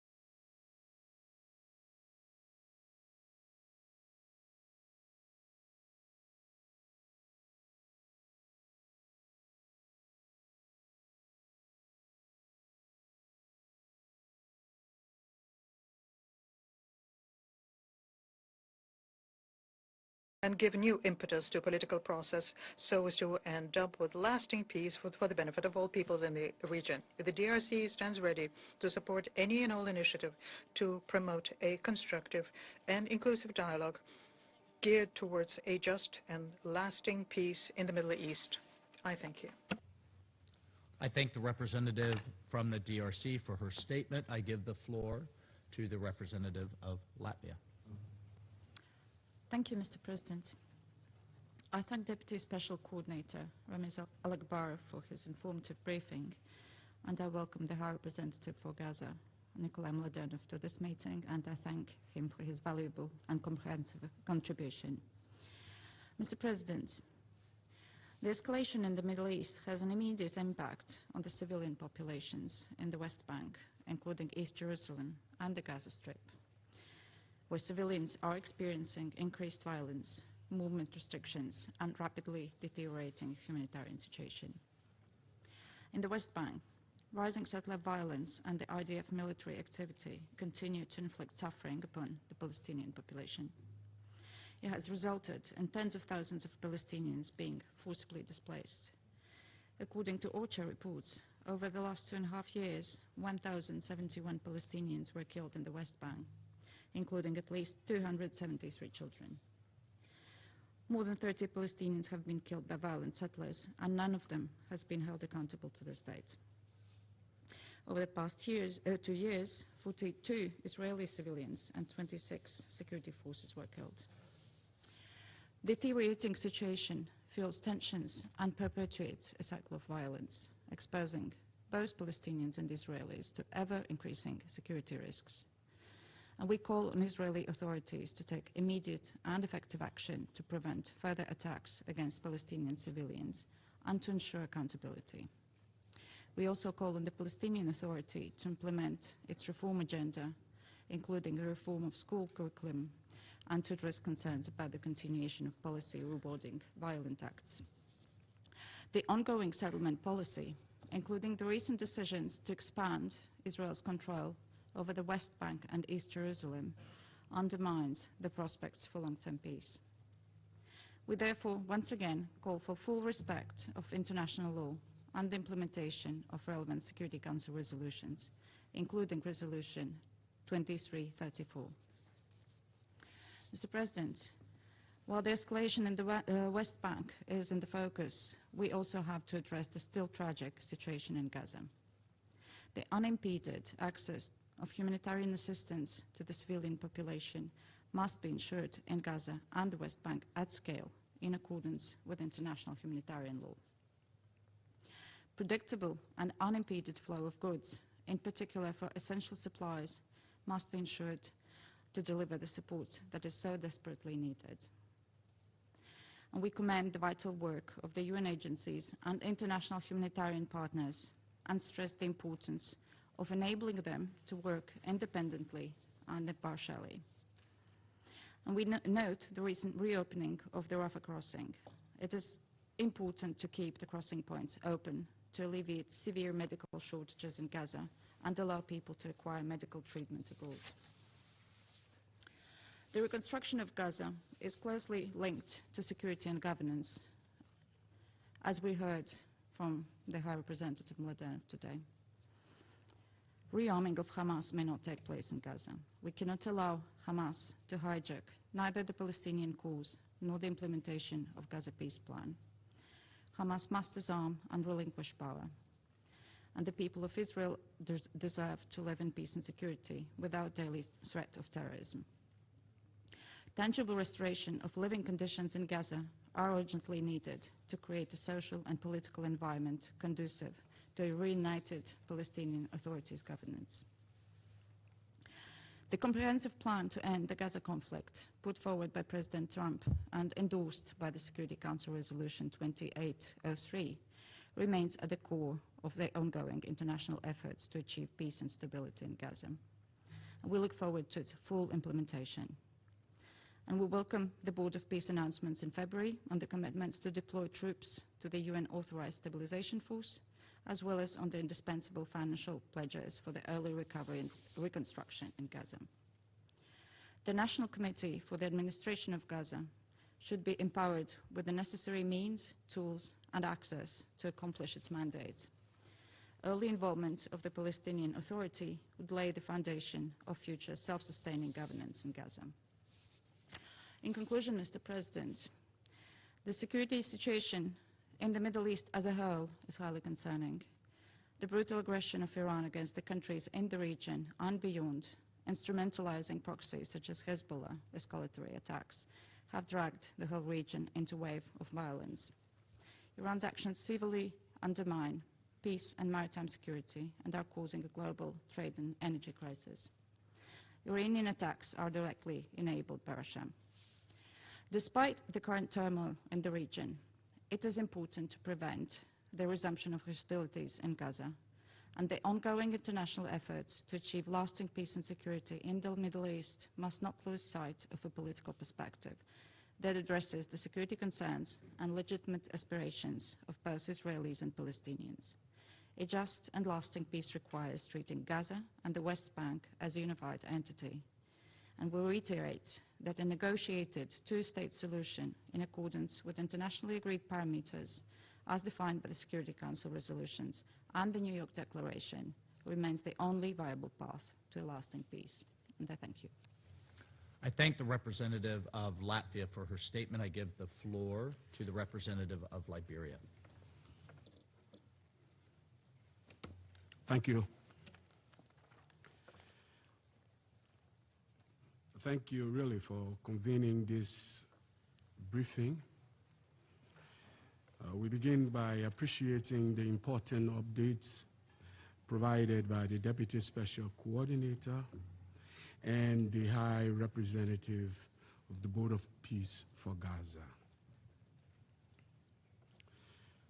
We also wish to acknowledge the efforts of those working often under immense strain, as we have heard, for peace and to respond to the human suffering on the ground. Mr. President, despite our best impulses not to do so, today, as we have been asked, especially by the High Representative of the Board of Peace for Gaza, we dare to look ahead with hope. We meet at a moment that calls not for repetition, but for clarity. At its core, this situation is not only political, it is human. It is about dignity under pressure, survival under uncertainty, and hope under strain. The principles that must guide us don't seem or shouldn't be complicated. Civilians must be protected. The two-state solution has to be seen and must remain the only enduring path to true and sustainable peace. Trust must be rebuilt. Humanitarian access must be ensured. Armed factions and non-state actors must be disarmed. Expansion of settlements must end. Violence, and that part of the world has had and continues to see enough of it, must and cannot be normalized. These are not positions of convenience. For all of us and everything we have heard, they must represent obligations of conscience. Mr. President, today we speak from experience and the painful memory of having endured conflict ourselves. We know that societies can collapse in an instant, but takes generations to rebuild. We know that agreements without trust cannot and will not endure. And we know that true recovery requires healing, not just institutions, but people.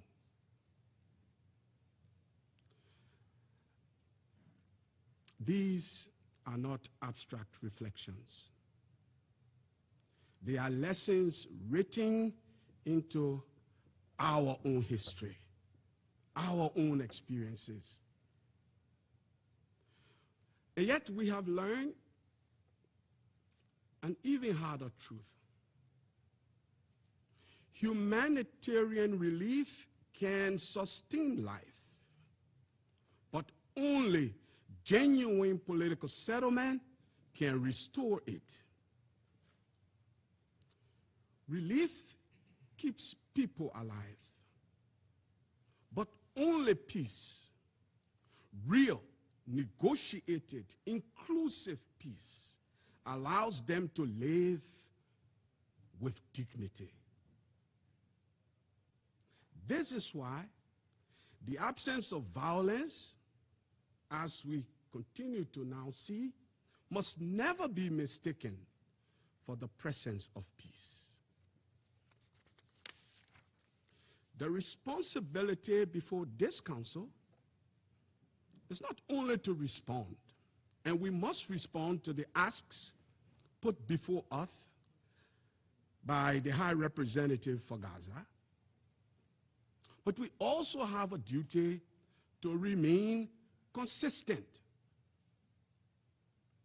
Consistency in upholding international law. Consistency in protecting civilians.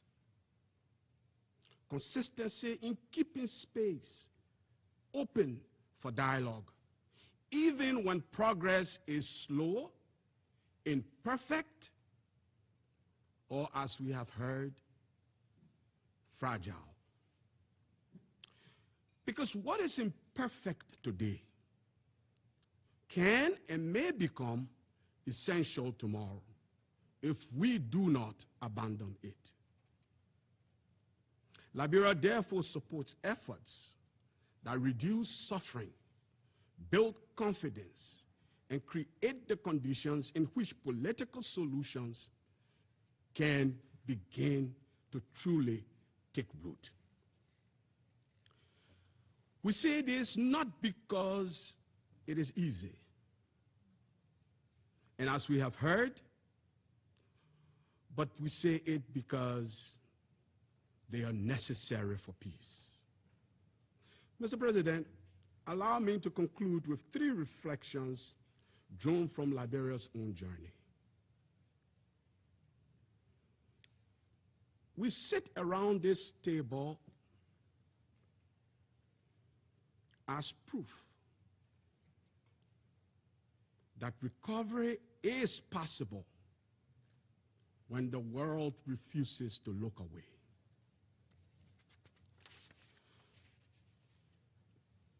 Peace is not the absence of struggle.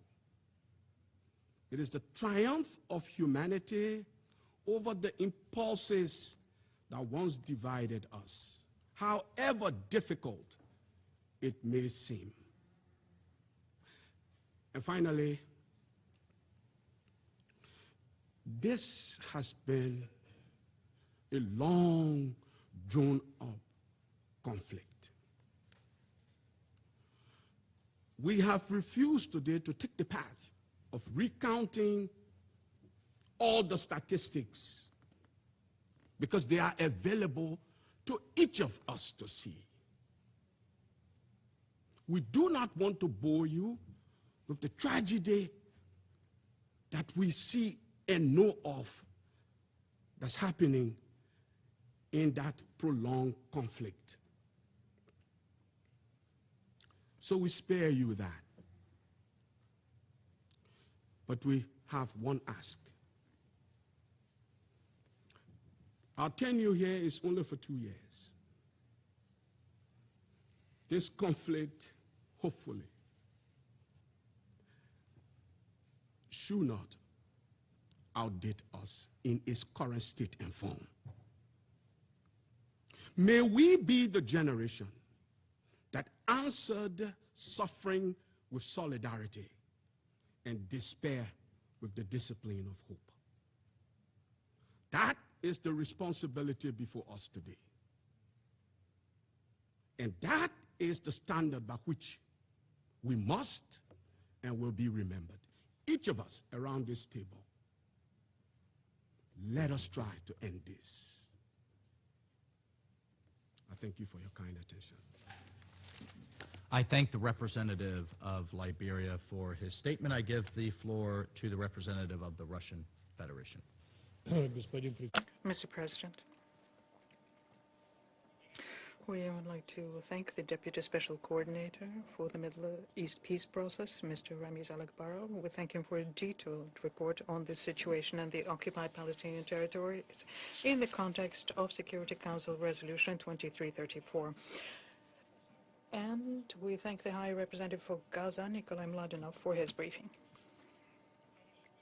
Well, the entire world is horrified by the aggression against Iran unleashed by the United States and Israel, which provoked a destabilization in the Middle East and the world markets. What is being undeservedly obscured is a deteriorating situation in the occupied Palestinian territories and in particular in the West Bank.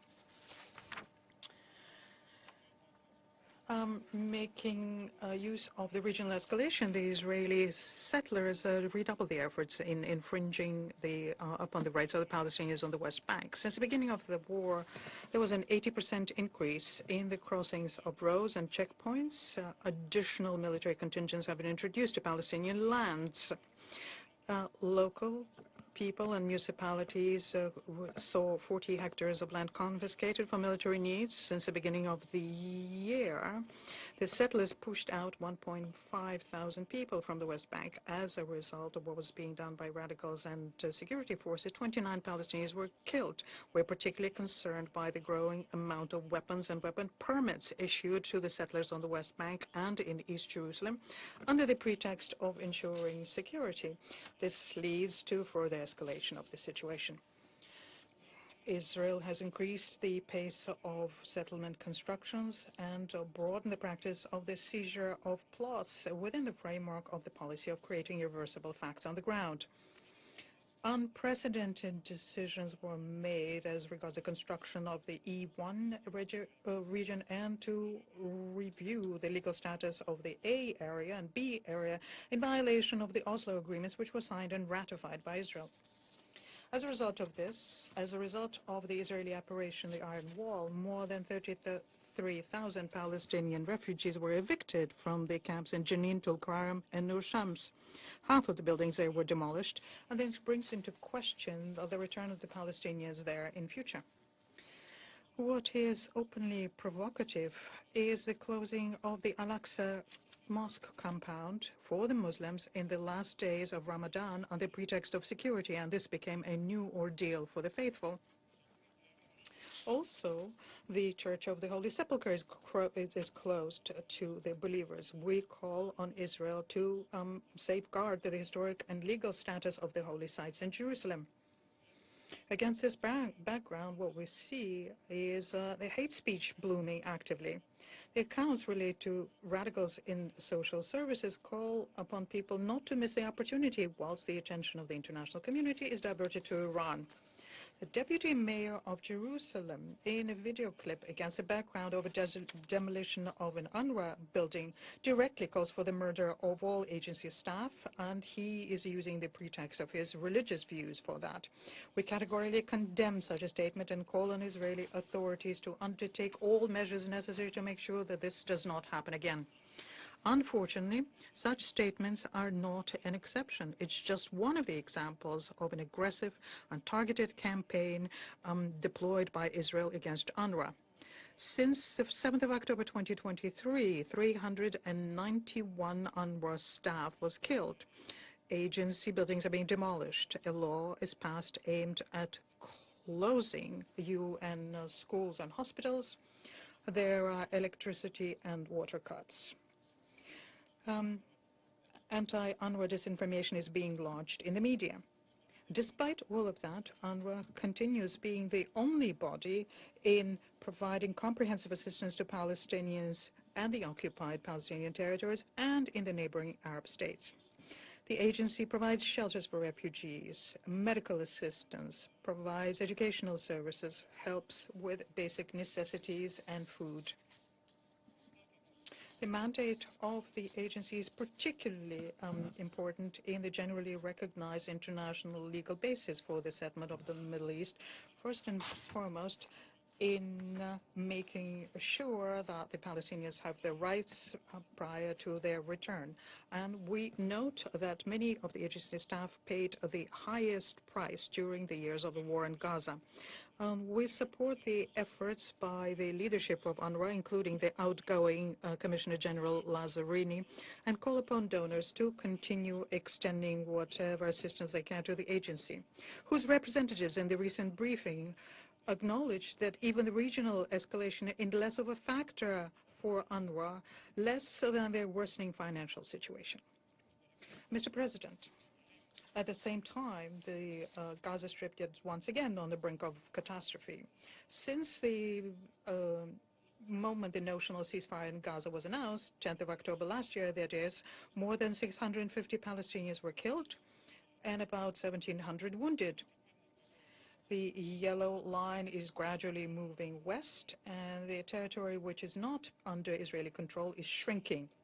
According to the information we have, the amount of humanitarian assistance has gone down by 80 to 90%. There is only one crossing point. Kerem Shalom is fully functioning. The Rafah crossing was partly restored recently for people's crossing. We're also witnessing that there are shortages of drinking water and food and medicines. And the prospects for the rapid restoring of civilian infrastructure are not there. Israel is blocking the supplies of construction materials. We call upon Western Jerusalem to ensure a safe and unimpeded access in line with the well-known guidelines. Overall, we must acknowledge that the implementation of the peace plan by Trump on Gaza, endorsed by Security Council Resolution 2803, is not something that we're witnessing. We understand, of course, that the regional escalation is not conducive towards creating favorable conditions for future stops so as to deploy transitional structures in the Strip and the formation of international stabilization forces in Gaza. At the same time, the lack of progress in the implementation of the plan, including the lack of understanding on the ISF, on the withdrawal of Israeli military from the Strip and the transfer of authorities to the Palestinian authorities, can lead to yet another spiral of hostilities. We are disappointed and perplexed by the fact that Ramallah is excluded from the political settlement process. Their representatives were not invited to participate in the Board of Peace. Well, we also wonder about steps against the Palestinian authorities, such as the withholding by Israel of the clearance revenues to the tune of $4.5 billion. All of this undermines American peace efforts. We call upon mediators to do everything they can so as to find a negotiated solution, the kind of solution that takes into account the interests of all parties. Mr. President, the position of Russia on the Palestine-Israeli settlement is of principled nature and is not subject to short-term changes. We advocate the resumption of the peace process on a generally recognized international legal basis, including the two-state solution, with the goal of creating an independent and viable state of Palestine within the 1967 border and the capital in East Jerusalem, coexisting in peace and security with Israel. As regards a regional escalation, here we call on parties to immediately cease hostilities. Russia is ready to assist in finding ways to resolve the current escalation and to do it via political and diplomatic means. I thank you. I thank the representative of the Russian Federation for the statement, and now I give the floor to the representative of Greece. I thank you, Madam President. I would like to thank Deputy Special Coordinator Ramiz Al-Akbarov for his thorough briefing. And I welcome the High Representative for Gaza of the Board of Peace, Nikolai Mladenov, to today's meeting, and I thank him for his very clear messages on the way ahead. Turmoil has once again engulfed the Middle East, with Lebanon and the Gulf states being the starkest examples of the current conflict's spillover. Our unwavering support and solidarity goes toward Lebanon and the GCC countries. The severity of the situation notwithstanding, we cannot afford to divert our focus from the Palestinian question, which requires our continued vigilance and attention. Madam President, Greece was among the first to support the comprehensive plan for Gaza endorsed by the Security Council Resolution 2803 because we believed that the 20-point plan was the only way to stop the catastrophe. And we see the implementation of the first phase of the plan has already yielded significant results. It allowed for the release of the Israeli hostages, for a ceasefire which must be consolidated and sustained, as well as for the humanitarian aid to flow into Gaza once more. It is imperative now that we collectively follow through on its implementation. Hamas and armed groups must urgently and fully disarm, and I welcome Mr. Mladenov's calling on full decommissioning. Humanitarian aid at scale must increase, and the implementation of early recovery projects in the entire Gaza Strip must follow. On this point, I wish to highlight the added value of initiatives such as the Cyprus Maritime Humanitarian Corridor, as well as the indispensable role of UNRWA. Reconstruction projects at a later stage should be clearly embedded in a political horizon leading to a two-state solution. Governance arrangements in Gaza must be legitimate, durable, and ensuring full Palestinian ownership. Having welcomed the nomination of a Palestinian National Committee for the administration of Gaza, we stress that any transitional framework must ultimately lead to a strengthening of the role of the Palestinian Authority. The PA is the legitimate representative of the Palestinian people. Authorizing the International Stabilization Force and defining its operational mandate is another milestone along our path. In the midst of rising challenges and additional restraints imposed on the flow of the humanitarian aid, we welcome the reopening of the Rafah crossing, even though partly restored, and the deployment of the UBAM Rafah mission. We encourage the full reopening of additional crossings which can greatly facilitate humanitarian access. Greece will allocate a substantial financial contribution towards hospital units in East Jerusalem through the PIGAS EU mechanism. Madam President, let me turn to the deteriorating situation in the West Bank, as it is cause of grave concern. We oppose any plans to increase control over the annexed parts of the West Bank. These include the construction of new settler units, especially in the E1 area, land confiscation, demolition of Palestinian homes, and forcible displacement of civilian populations. Such actions run against international law, contravene Resolution 2334, and undermine the prospects of a negotiated two-state solution. We strongly condemn the increasing and unprecedented settler violence targeting the Palestinian population, including Christian communities. The damage provoked by settler violence is also recognized by senior Israeli security officials. Civilians must be protected at all times and in accordance with international humanitarian law.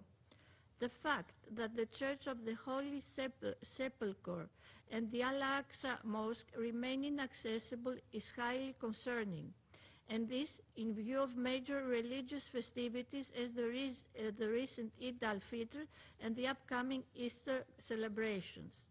The preservation and respect of the status quo of the holy sites in Jerusalem is of paramount importance.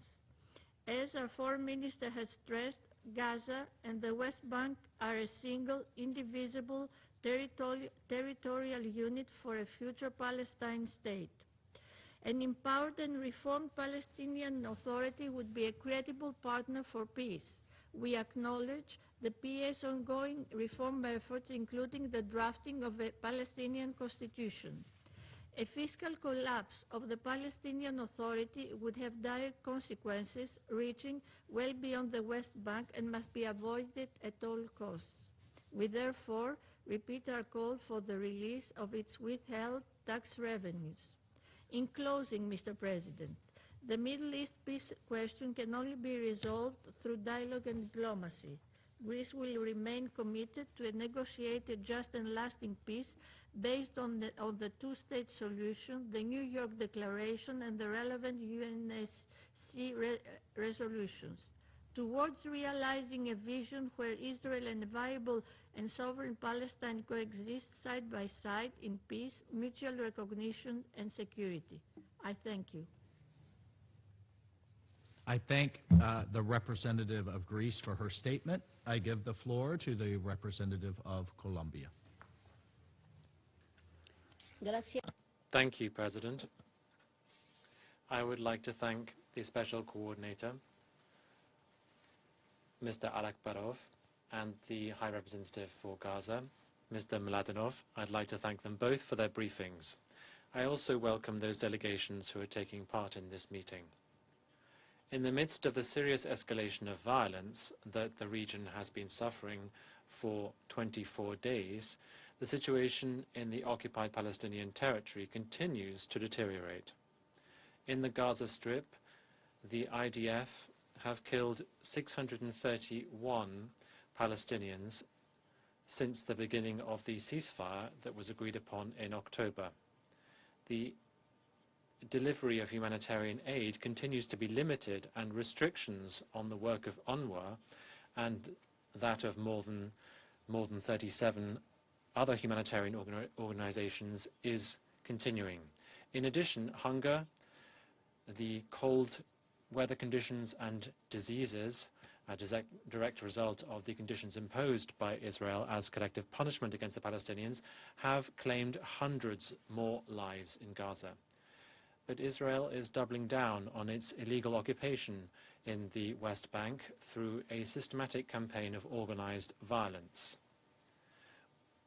In complete disdain for the provisions of the ICJ and this Council, including Resolution 2334, whose implementation we are considering today, Israel nevertheless continues to consolidate its de facto annexation. This year alone, more than 1,500 Palestinians have been displaced in the West Bank.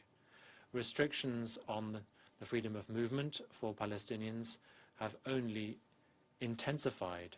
Demolitions and evictions have become a day-to-day practice. The Palestinian economy is on the verge of collapse.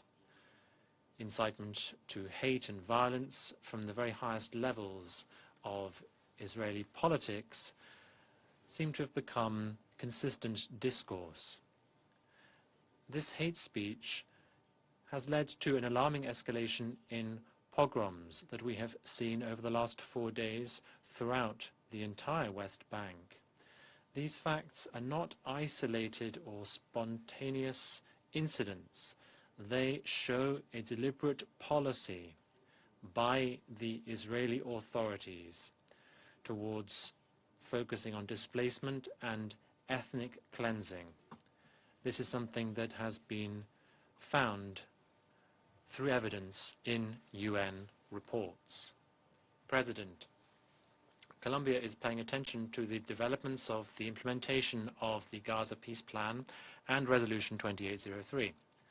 Although my delegation does recognize that some progress has been made, the reality on the ground remains a matter of concern. After more than 5 months, the ceasefire is increasingly fragile. Aid is not getting in at the necessary scale. reconstruction has not begun.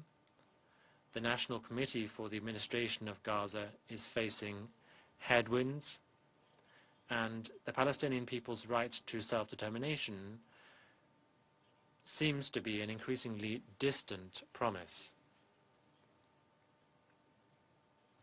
Against this backdrop, Colombia wishes to reiterate 4 fundamental principles that should guide the implementation of Resolution 2803.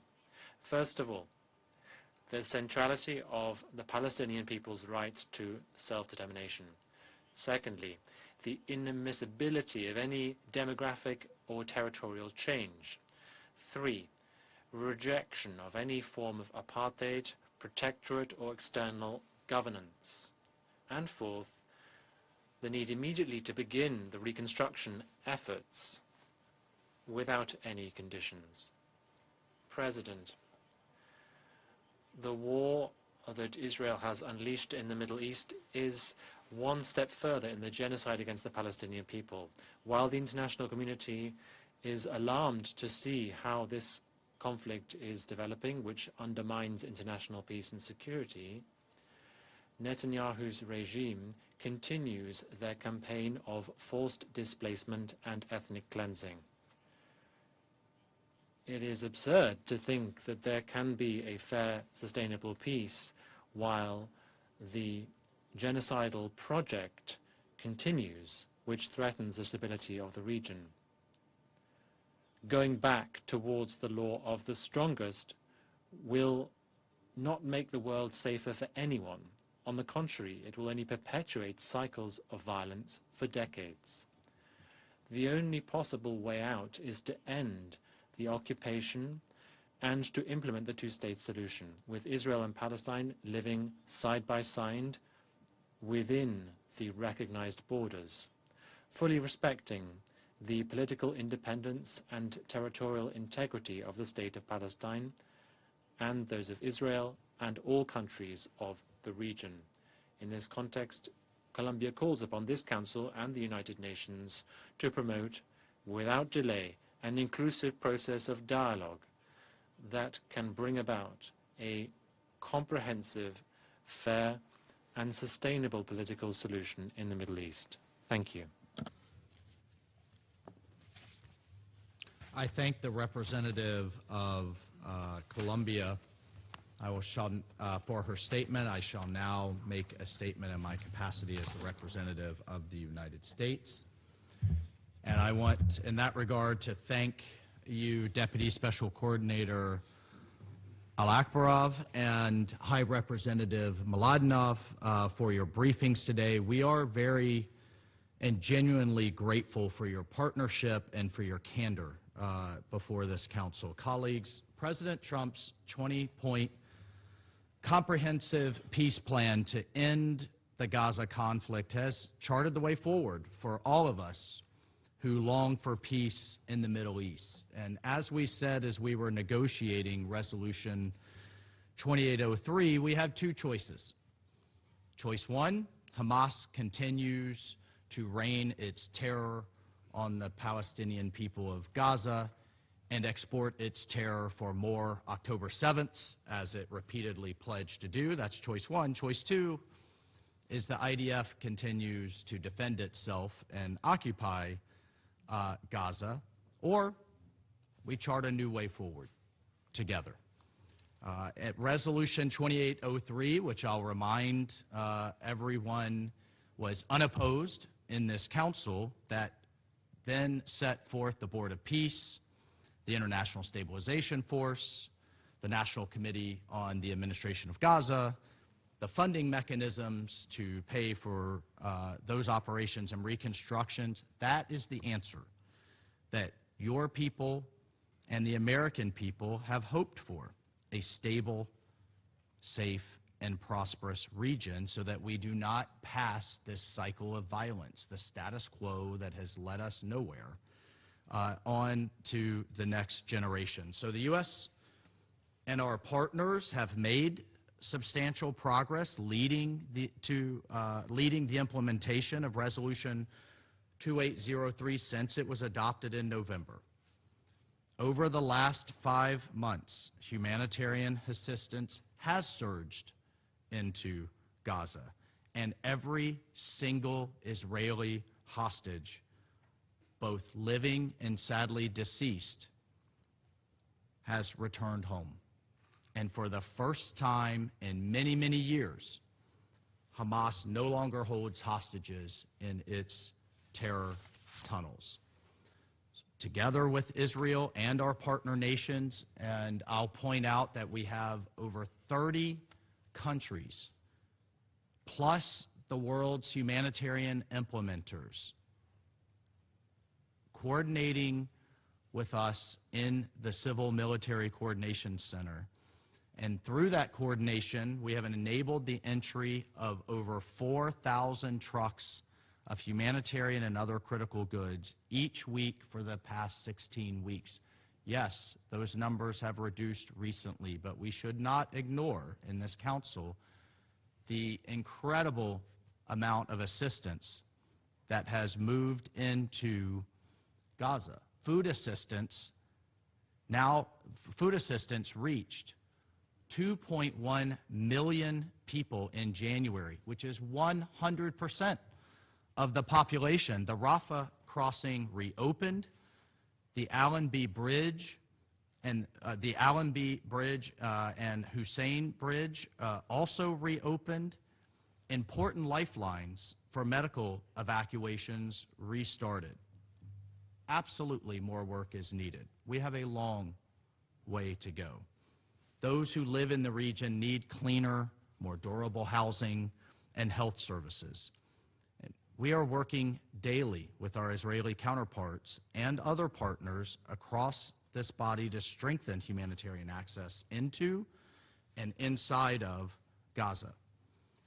I will remind this council, I'll remind colleagues that the terror tunnels, Hamas's terror tunnels, miles and miles and miles of them, were built with the concrete, with the steel, with the other construction materials that could have and should have been used to improve the lives of Gazans. But instead, Hamas chose to use those then dual-use items to terrorize its own people and to conduct the October 7th attacks. Nonetheless, last month, during the inaugural meeting of the Board of Peace, President Trump announced that Azerbaijan, Bahrain, Kazakhstan, Kuwait, Morocco, Saudi Arabia, the United Arab Emirates, Uzbekistan, and Qatar pledged more than $7 billion in support. That is an incredible sum. It eclipses almost anything else we've seen in the world for this effort. More than 40 delegations attended to offer their support to bring peace and prosperity to the people of Gaza. This is real money, real effort towards a better life for Gazans. And I want to thank, on behalf of the United States, behalf of the President, I want to thank these countries for their commitment. They're doing much more than issuing speeches or statements or statements along the lines of what should be done. They're contributing real effort, real money, and it will enable the Board of Peace and the National Committee for the Administration of Gaza, the NCAG, to keep working hard on its objectives, a better future for Gaza and a lasting peace. Gaza's reconstruction and its future require our collective efforts. And your leadership that illustrates a simple, hopeful truth. It should serve as a model for all member states intent on peace. It should serve as a model for bold leadership that can play a meaningful role in forging peace and security. A key leader now amongst us, Dr. Ali Sheikh, at the NCAG, is laying the groundwork to restore Gaza's core public services and rebuild its civil institutions. His mandate is enormous. It is to make Gaza great. And as the NCAG begins its work, including overseeing the recruitment and training of thousands and thousands of Gazan police forces that are free of Hamas. And we cannot understate the overwhelming response, as Mr. Mladenov briefed today, of Gazans who are willing to restore the rule of law for its own people. The response has been tremendous. And under the oversight of the Board of Peace, the NCAG will position Gaza's economy for long-term success. We have to move Gaza beyond 100% dependency on aid. We know that with this plan, if we can all come together to implement it, that Gaza can become a destination for investment and real growth and change this culture of dependency and this absolute dependency on humanitarian aid that it currently endures. So all of this tremendous progress compared to 6 months ago. 6 months ago, when we were at this council demanding a ceasefire, demanding the return of hostages, demanding access of humanitarian aid, demanding a restoration of services, have we made the progress as quickly as some have demanded here in their speeches today? No.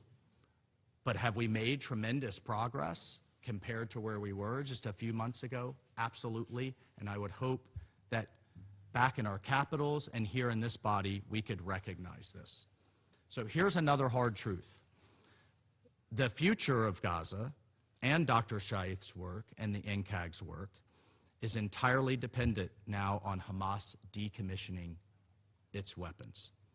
The Palestinians of Gaza must be freed from the butchers and barbarians that have long oppressed them with guns and drones and bombs and tunnels.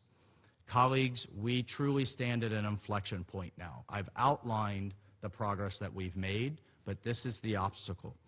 And we are calling on the international community to unite, to recognize Hamas for the terrorist group that it is, to pressure Hamas and aid the Board of Peace and support these entities that we have now, as a body, endorsed to put in place and to become partners in disarming Hamas. It's now or never. The President has said, President Trump has said, that Hamas will disarm one way or another. They will do it the easy way or they will do it the hard way. Let's work together, collectively, to push Hamas to do the right thing and take a step towards a brighter future. High Commissioner Mladenov just laid out the principles and the framework for a decommissioning plan and for the demilitarization of Gaza. I hope we will hear public support for this plan endorsed by the mediators from your capitals and from your countries going forward. It is the only way forward. And when we realize that future, when Hamas lays down its arms, we can see the people of Gaza pick up shovels and construction equipment and the things necessary to finally begin rebuilding and to build a future for Gaza that is unrivaled in history. Council members, we must seize this moment for what it is. Pressure Hamas to immediately disarm for the sake of lasting peace. Anything short of that mark, the full demilitarization of Gaza, undermines Gaza's recovery, it undermines Israel's security, and it undermines the stability for the region. And to that end, I would like to remind everyone in this chamber that the American people care for stability and prosperity in Gaza and in the West Bank as well. President Trump has been clear. The United States is opposed to annexation of the West Bank, period. Colleagues, let us all give our full support to the institutions established by this committee, to the Board of Peace, to the International Stabilization Force, and to the NCAG to ensure the swift and successful triumph of President Trump's comprehensive plan for the sake of your children and mine. I thank you. I return to my duties as President of the Council.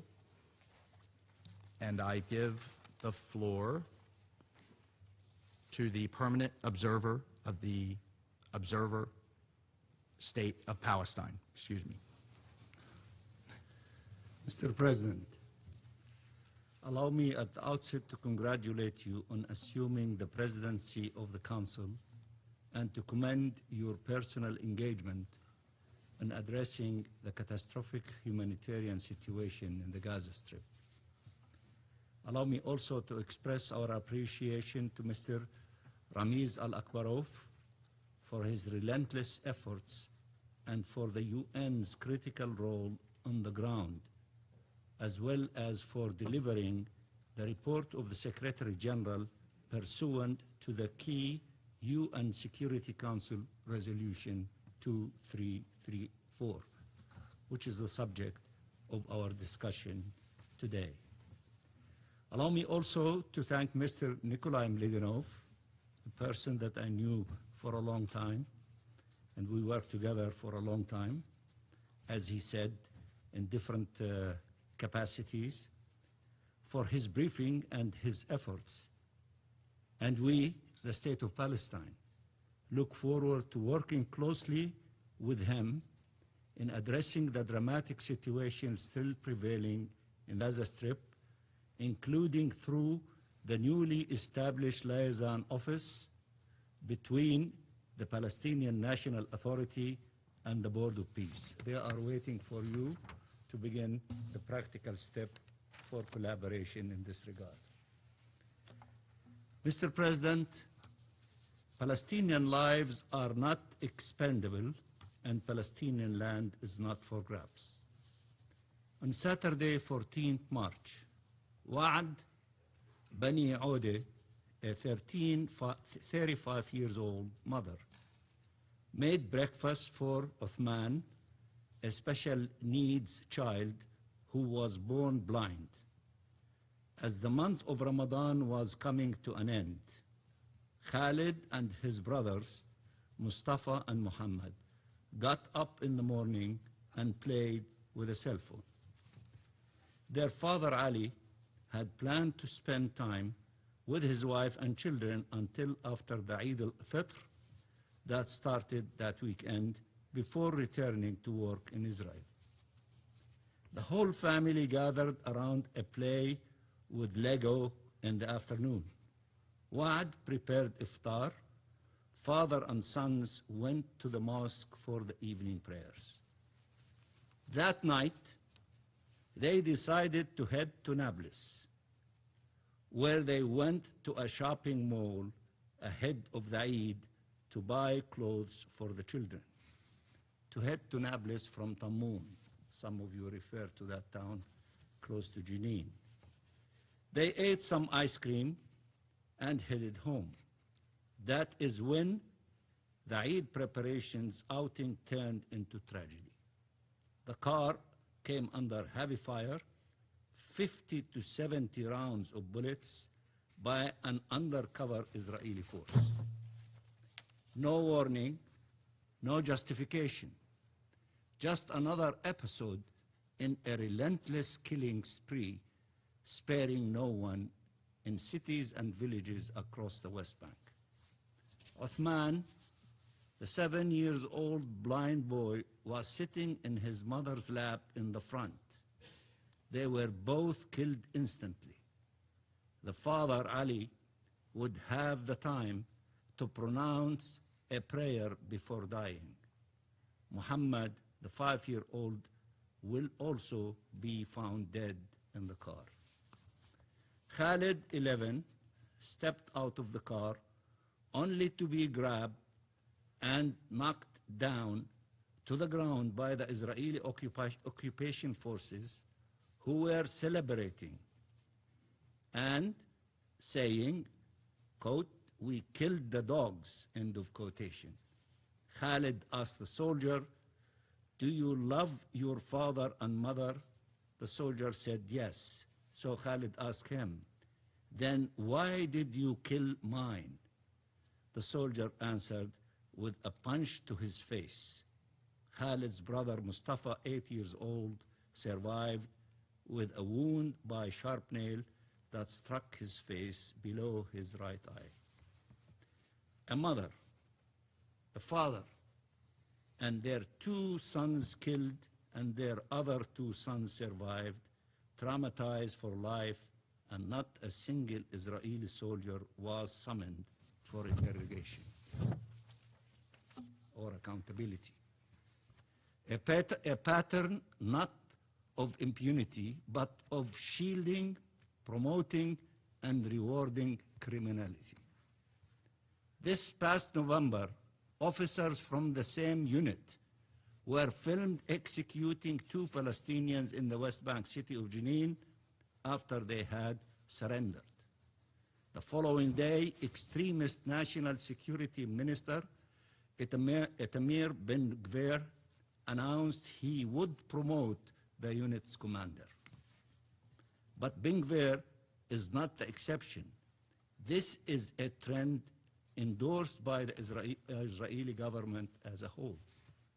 Israel's military has dropped the charges of 5 soldiers responsible for the violent rape of a Palestinian man in custody and set Timan in a notorious and nefarious case. The rape was filmed and the recording leaked by the chief military prosecutor. In Israel, there was a strong controversy over the leak and far less over the horrific rape itself. In a statement, the Israeli Defense Minister, Israel Katz, welcomed a decision by the military's top prosecutors to drop the charges, declaring, and I quote, "Justice has been served." Smotrich declared, and I quote, "IDF fighters are the bravest and most moral warriors," end of quotation. This was obvious for anyone who had seen the recording and the cowardly and vile act of raping a Palestinian prisoner. Netanyahu himself declared, and I quote, "It is unacceptable that it took so long to close the criminally conducted case against IDF fighters who are confronting the worst of our enemies," end of quotation. And he added, "The state of Israel must prosecute its enemies, not its heroic fighters." Indeed, what a display of heroism. State condoned rape as a weapon of war.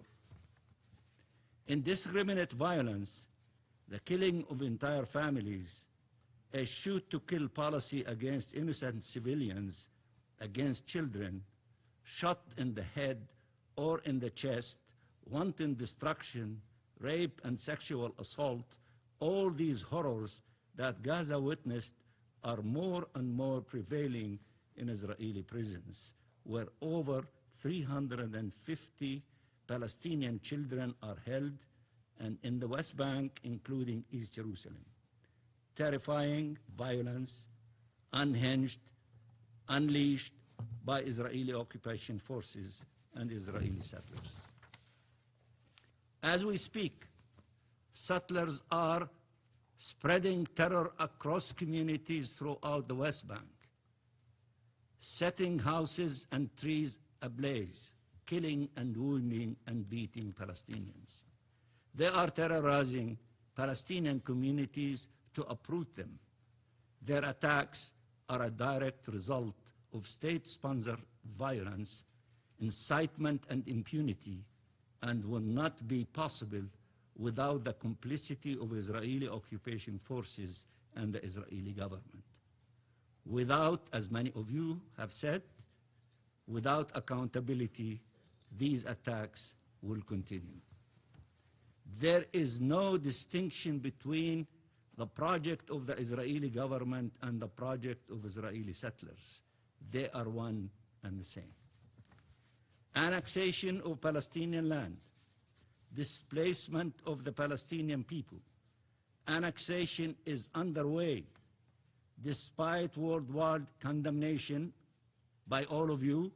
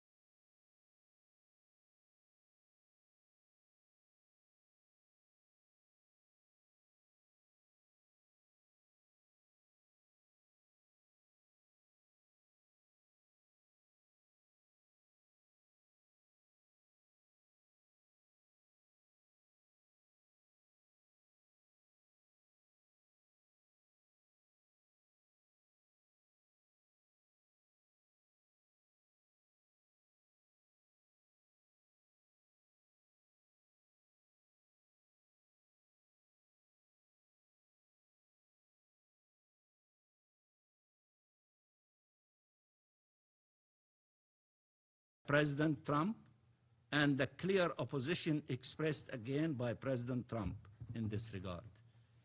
It has accelerated through the legislative and administrative measures adopted recently by Israel.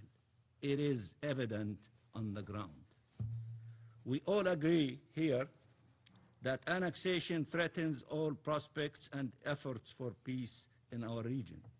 Annexation is a breach of the UN Charter, of the resolutions of this Council, of the most fundamental rules of international law.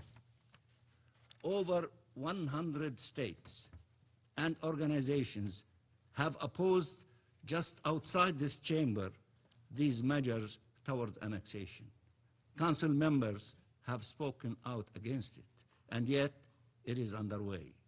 Worldwide condemnation must translate into resolute action to stop it, and stop it now.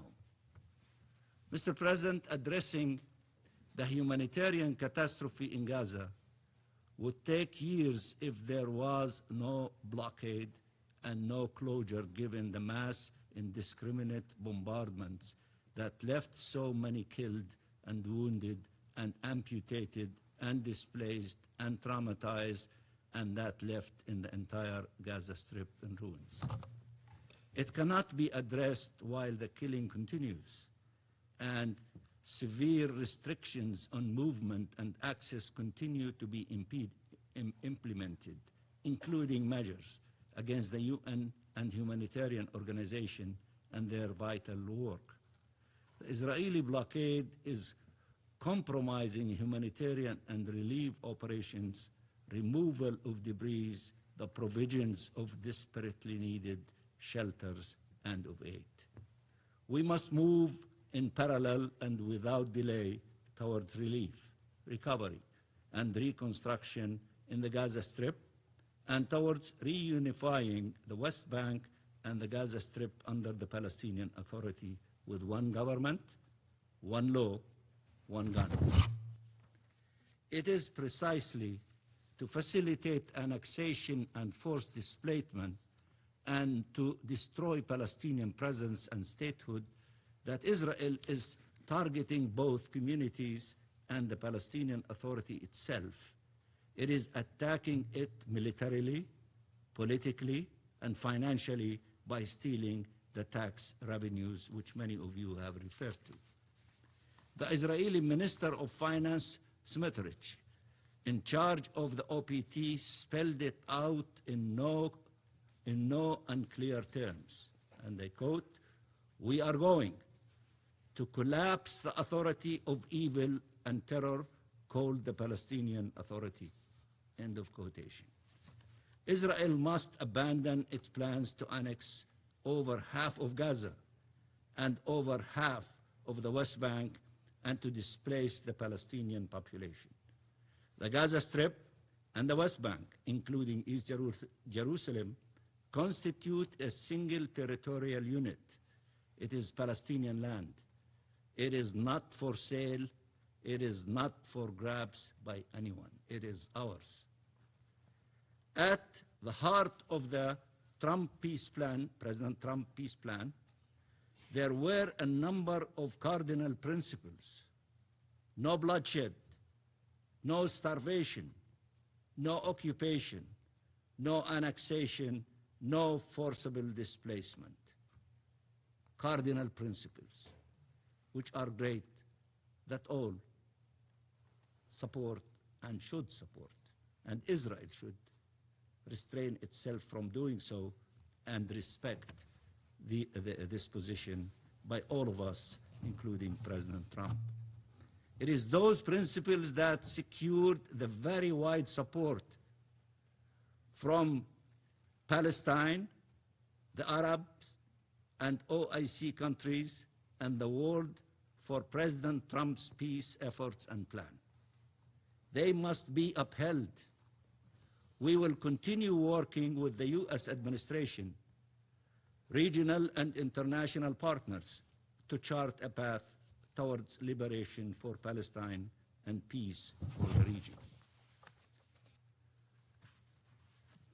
Mr. President, for the first time, this Ramadan and Eid worshippers were kept away from Al-Haram al-Sharif and from the Church of the Holy Sepulchre in yet another blatant breach of the historic status quo that has preserved religious rights and coexistence in Jerusalem, a city holy for the three monotheistic religions. There is no monopoly acceptable over the city of Jerusalem. No exclusivity, no exclusion that can be condoned. Billions of Christians, Muslims, and Jews have the right to have spiritual connection to Jerusalem, but those who own Jerusalem and the houses and the properties are the people of Jerusalem, are the Palestinian people. The Christian and Muslim Palestinians, sons and daughters of the Holy Land, must see their rights recognized and respected, and East Jerusalem is an integral part of the occupied Palestinian territory and of the Palestinian state. Mr. President, under the fog of the current war, Israel is intensifying its assault on our people. If there is one lesson that must be understood in the Middle East, it is that violence, dispossession, and displacement will never yield peace. Only freedom and justice will. Israel's colonial expansionist policies, annexation and occupation we are witnessing in Palestine, Lebanon, and Syria must be brought to an immediate end. The unity, territorial integrity, and sovereignty of our states must be respected. Civilians must be protected. International law must be respected. And since I am speaking of the current war, let me state that the same principles apply to it. The Palestinian leadership has called for a peaceful settlement of the conflict and de-escalation, and has condemned attacks by Iran against Arab and Muslim brotherly nations that are unjustified and unacceptable. Mr. President, this is about oppression, not religion. And the religious narrative used by Israel to justify the perpetuation of its colonial occupation and negation of Palestinian existence and rights will inflame the region. There is an urgent for de-radicalization, an end to incitement and hate speech by Israeli officials that is underlying the horrific attacks by Israeli occupation forces and settlers I described. The Palestinian people are entitled to freedom, like every country represented here, and all states should live side by side in peace and security within their internationally recognized borders, based on the UN Charter, international law, and the relevant UN resolutions. The Arab states have made a proposal for regional peace, the Arab Peace Initiative, and it should be heeded by all to transform our region, moving away from perpetual war towards sustainable peace and shared prosperity. This is the only way forward for our region and for the world. And I thank you very much, Madam President. I thank the permanent observer of the Observer State of Palestine for the statement. I now give the floor to the representative of Israel. Thank you, Madam President. First, I would like to thank Mr. Alakbarov